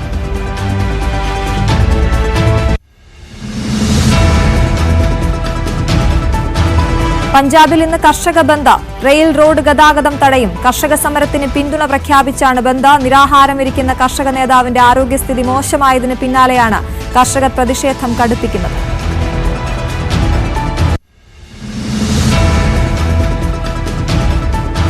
റിയാദിലെ ജയിലിൽ കഴിയുന്ന അബ്ദുൾ റഹീമിന്റെ മോചനവുമായി ബന്ധപ്പെട്ട കേസ് ഇന്ന് പരിഗണിക്കും. കേസിൽ ഇന്ന് വിധി പറഞ്ഞേക്കും. റിയാദിലെ കോടതി കേസ് പരിഗണിക്കുക. ഇന്ത്യൻ സമയം ഉച്ചയ്ക്ക് 2-ന്. കേസ് പരിഗണിക്കുന്നത് 4 തവണ മാറ്റിവെച്ച ശേഷം.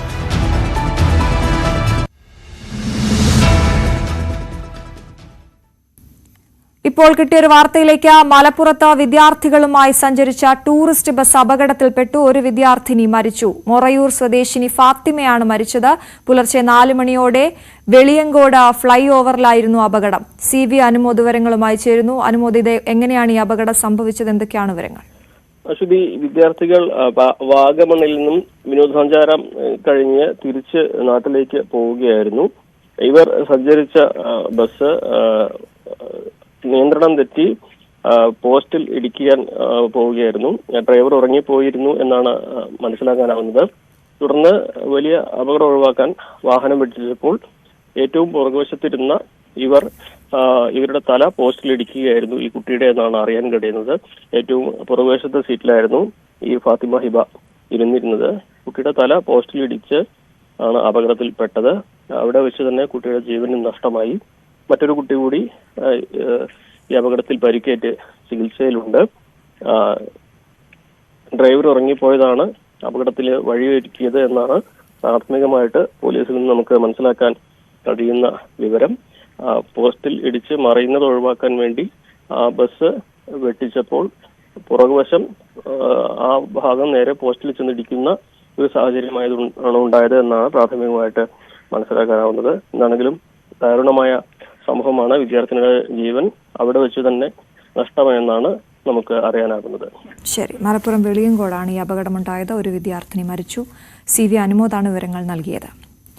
മെൽബൺ ടെസ്റ്റിന്റെ 2ാം ഇന്നിംഗ്സിൽ ഇന്ത്യയ്ക്ക് ബാറ്റിംഗ് തകർച്ച. ഓസ്ട്രേലിയ ഉയർത്തിയ 340 റൺസ് വിജയലക്ഷ്യം പിന്തുടർന്നിറങ്ങിയ ഇന്ത്യയ്ക്ക് 33 റൺസ് എടുക്കുന്നതിനിടെ 3 വിക്കറ്റ് നഷ്ടമായി. 9 റൺസ് എടുത്ത ക്യാപ്റ്റൻ രോഹിത് ശർമ്മ, 5 റൺസ് എടുത്ത വിരാട് കോഹ്ലി, റൺസൊന്നും എടുക്കാതെ KL രാഹുൽ എന്നിവരുടെ വിക്കറ്റുകളാണ് ഇന്ത്യയ്ക്ക് നഷ്ടമായത്. ഓസ്ട്രേലിയയുടെ 2ാം ഇന്നിംഗ്സ് 234 റൺസിന് അവസാനിച്ചിരുന്നു. ജസ്പ്രീത് ബുംറ 5 വിക്കറ്റ് വീഴ്ത്തി. സന്തോഷ് ട്രോഫി ഫൈനലിൽ കേരളം നാളെ ബംഗാളിനെ നേരിടും. ഇന്നലെ നടന്ന സെമി പോരാട്ടത്തിൽ കേരളം മണിപ്പൂരിനെ 1-5 ഗോളിന് തോൽപ്പിച്ചിരുന്നു. മുഹമ്മദ് റോഷ്ലിൻ ഹാട്രിക് നേടി. ഇത് 16ാം തവണയാണ് കേരളം ഫൈനലിൽ എത്തുന്നത്.